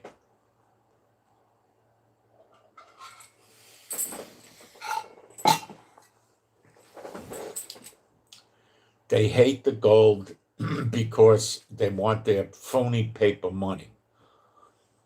They go to a Satan bot, goes to a bank, they're going to get credit. You're not. Believers don't get credit. Not that you even want it. It's just the disgusting, miserable people that, the best thing is, the Lord to cut them all off today. That's the best thing. They're just good for nothing. They're worthless. Okay? Oh, they have a high opinion of themselves. They think they're loyal and faithful. They're not. They're complete pieces of garbage. They're so bad, I don't even want to pray that the Lord has some of them convert to Him, because I don't know if these people can convert. They're so bad. I don't know. They just love being wicked and evil. They love it. Let me look at the live stream and see if there's anything I need to deal with, questions or prayers, or take a look. We've had a lot of people just putting bad things up that needs to get taken down. That's what happens when you talk about Israel. They hate Israel.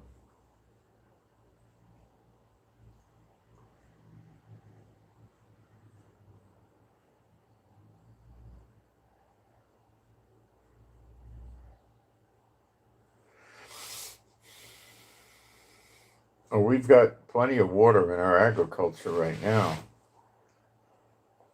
The tunnels get flooded. This is true.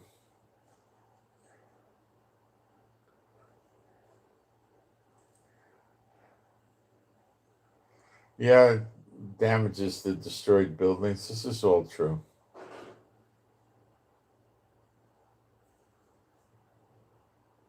But that doesn't explain why the central and the north is raining.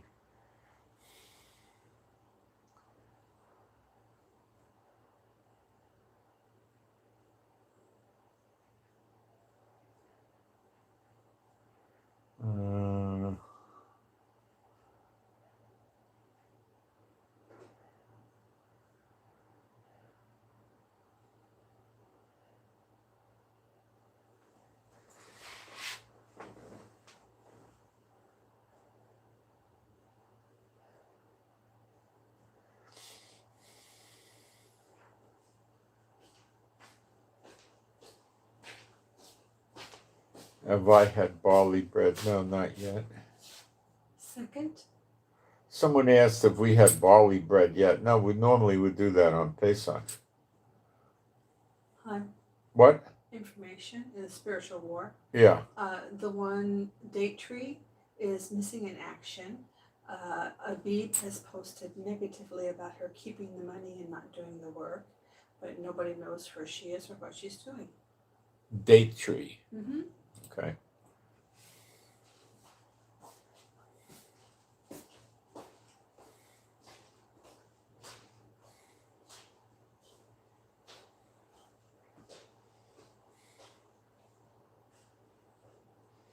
Oh, I have had barley bread in the past, if that's what you're asking. It's actually pretty good.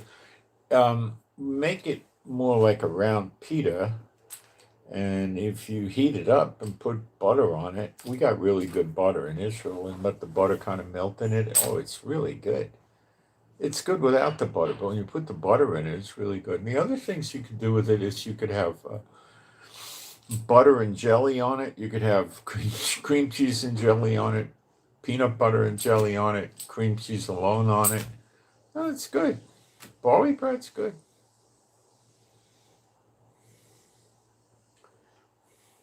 No problem with barley bread.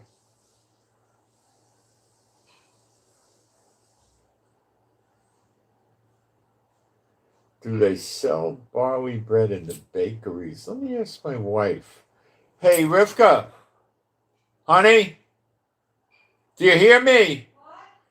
Can you go to a bakery and buy barley bread? Not easily, no. Her response was not easily. That means if you go to... I want to do barley bread, I grind the barley. I have a mill and I grind the barley grains in the house. I can't find the flour in the store or the bread in the store.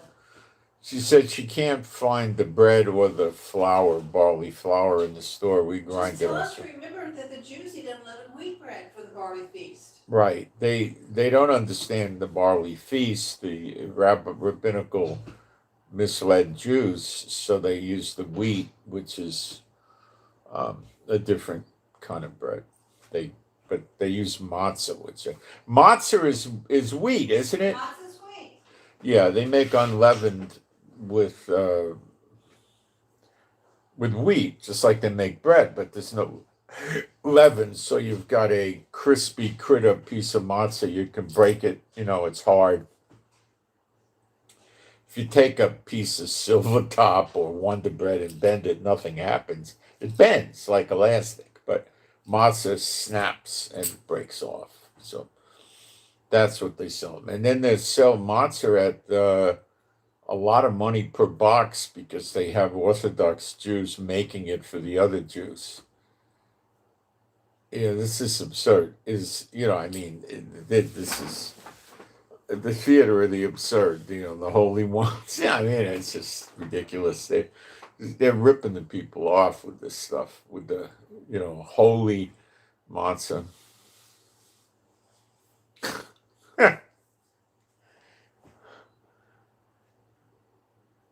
The largest matzah factory in Israel from years ago, the guy had the same last name as me. And I don't know if we had him, if he was a relative or not. I have no idea. But he's gone now. Well, the factory is gone.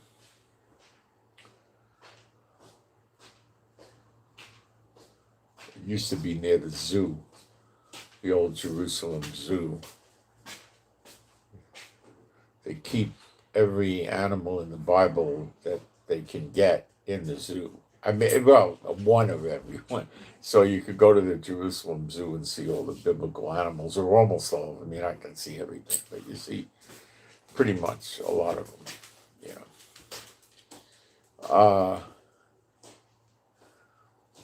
Now it looks like it's going to start getting sunny out now. It's really I really haven't been seeing this kind of a thing with 9-10 days of rain every day in many years. We did see it years ago. Of course, in Israel, they'll say March showers bring April flowers, where in America you say April showers bring May flowers, but they do it differently here. So remember to lift up your head, the redemption draweth nigh. This could go any day now.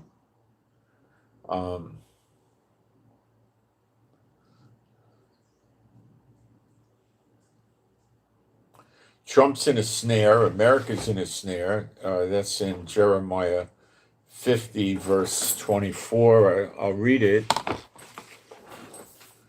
It's not Trump, it's the country.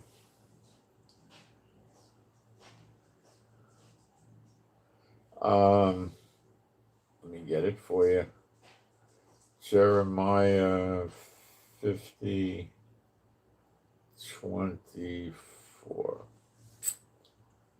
I have laid a snare for thee, and thou art also taken, O Babel, and thou wast not aware. Thou art found and also caught. because thou hast striven against the Lord. That's America. You think they don't strive against the Lord? You've got to be delusional to think that. The American government is completely opposed to the Jehovah. Look at their practices and actions. It's ridiculous. It used to be in the 70s, people were belly aching about the abortions. Now they've gotten so transactional. Abortions are the least of it. I mean, it's bizarre. Remember when Obama made the bathrooms male and female? That never stopped, as far as I know.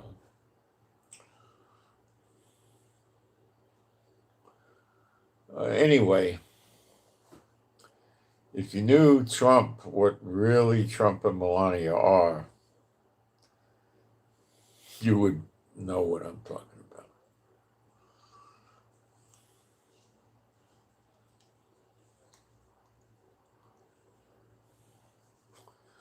If they didn't kill Epstein, or if Epstein didn't die, or they didn't fake his death, or whatever they did, Epstein probably could have run for president.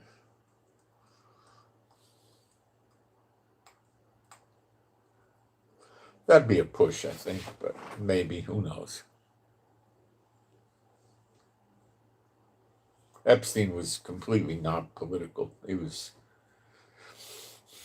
just an arranger for them. So,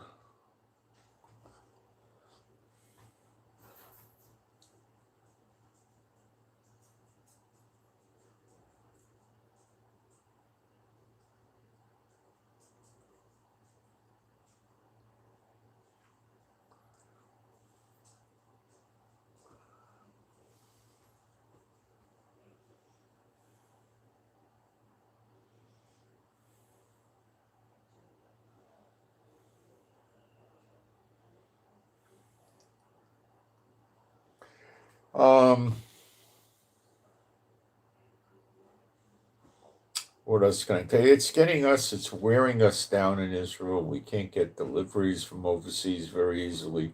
Shipping is coming in pretty good, but the airplanes are not. They're getting jammed up in Europe and stuff. It's very hard to get anything in.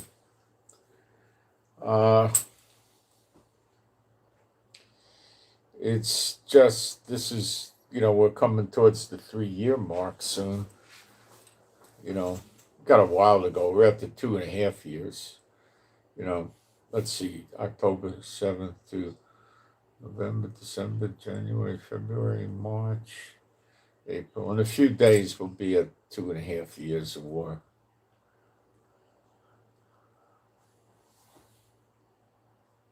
It's not easy.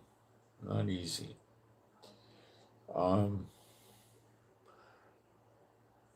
It just, you're sitting here and you've got people that actively just want to kill Jews at random.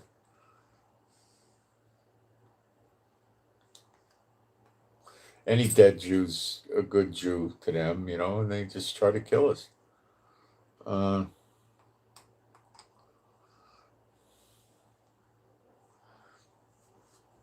And the world doesn't care, and I don't know why Netanyahu and Trump aren't working harder at stopping the missiles from launching. But they are destroying the countries in the Middle East that are squatting on our land.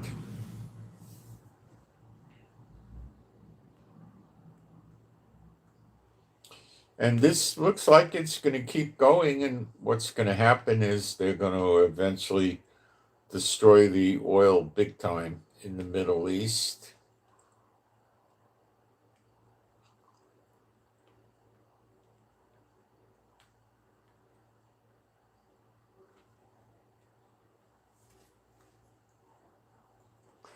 Maybe some of these oil countries they'll have to leave their country other than Iraq and Iran. They may have to leave.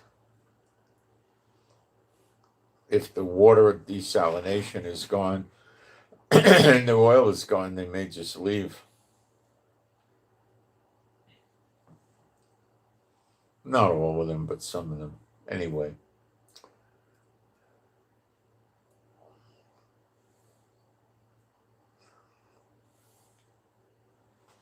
I don't trust Netanyahu. I trust him as far as I could throw the Eiffel Tower.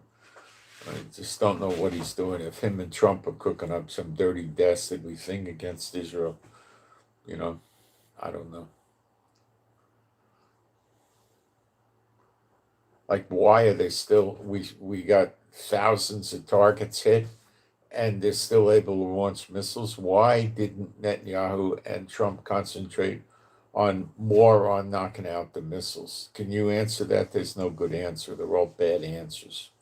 Why didn't they do it? The logical thing would have been first you get the radar and the anti-missile systems, and the next thing you get is the missile launchers. Why didn't they do that? But why would Trump want them to hit the Middle East and oil countries? I don't know. Maybe deep down inside, he doesn't care if their oil reserves get blown up. And then he's going to try to keep Iran's oil, let their oil get blown up. And then he's got Venezuela or American and Iran oil. And instead of having oil sell at $60, he could have oil sell at $90. People will tolerate $90. They'll tolerate up to 120. At 120, they're going to get freaked out. And when you start getting to 200, the amount of time and energy required to go from 200 to 300 is not much.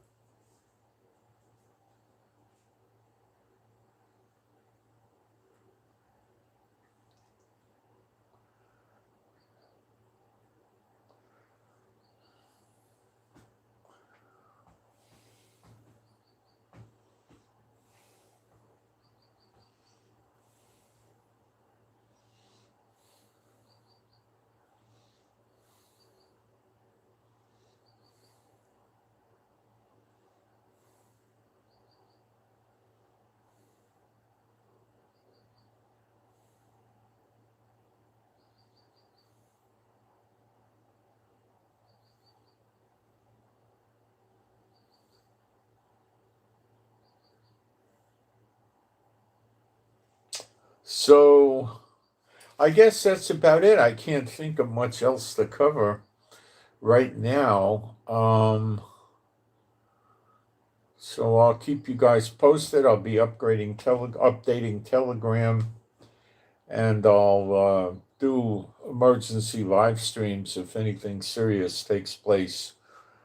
Most of the missiles are going into central Israel, to Tel Aviv, Jerusalem, and other cities around there. A little bit down in the south, and the northern activity is mostly near Lebanon, coming from Hezbollah. And we're going to have a full-scale ground invasion into Lebanon. I think you might be looking at 70,000, 80,000 soldiers with tanks, mobile artillery, armored Humvees, and a lot of aircraft support and helicopter support to protect the air, protect us from the air, support our troops on the ground with aircraft, killing the enemies of our troops. And when we're in on the ground, we'll be able to destroy more and more obstacles, more and more tunnels, command centers, storage facilities for missiles, launchers, guns, anything military that Hamas has. The government of Lebanon will probably fall.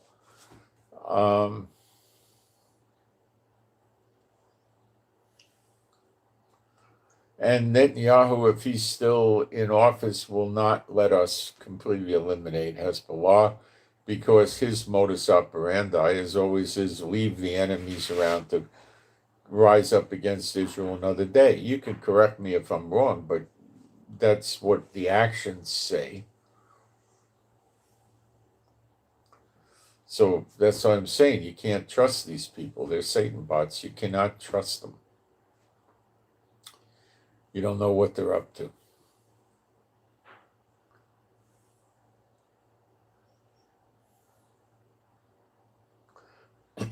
All right, so I'll get a prayer out for us. My Heavenly Father, Jehovah, I pray for me and my wife and all the true believers and their households. I pray we all would have your healing and recuperative power flow through us, that we wouldn't be sick or hurt, and we would get healed of anything that needs healing. And I pray we have from you strength and stamina and endurance as well. And I pray that for us and our animals and pets, we'd be safe and secure and happy, healthy, and whole. And I pray that if we need work, we find it. We get work or a job. And if we have a business and we need clients or customers, we get that too. I pray for the peace of Jerusalem. I pray we understand the scriptures better. I pray that I could do better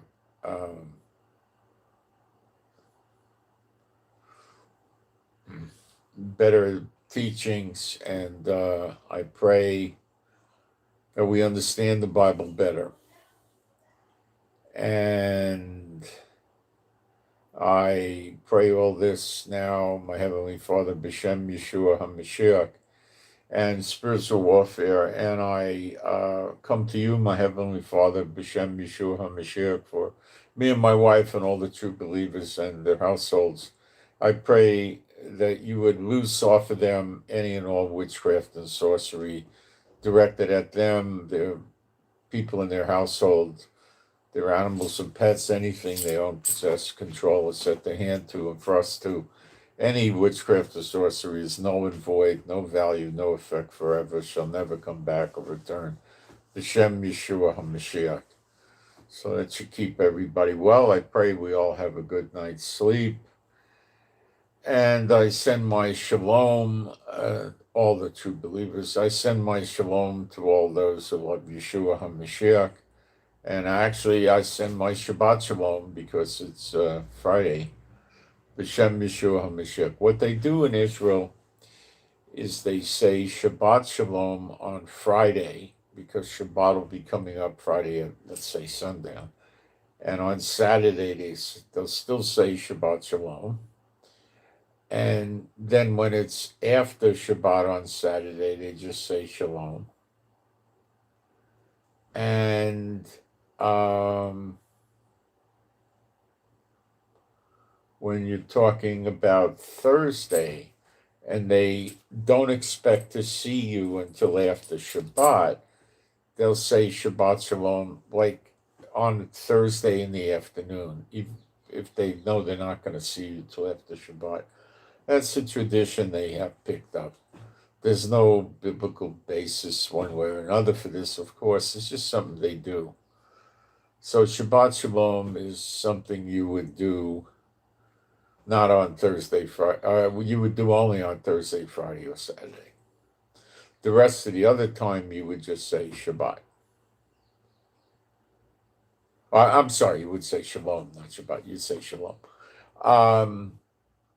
And that's what I got. So I'm out, guys. I hope you got something out of this, and pray for us. And thank you for the offerings, even though I haven't had any for a while. And I'm out.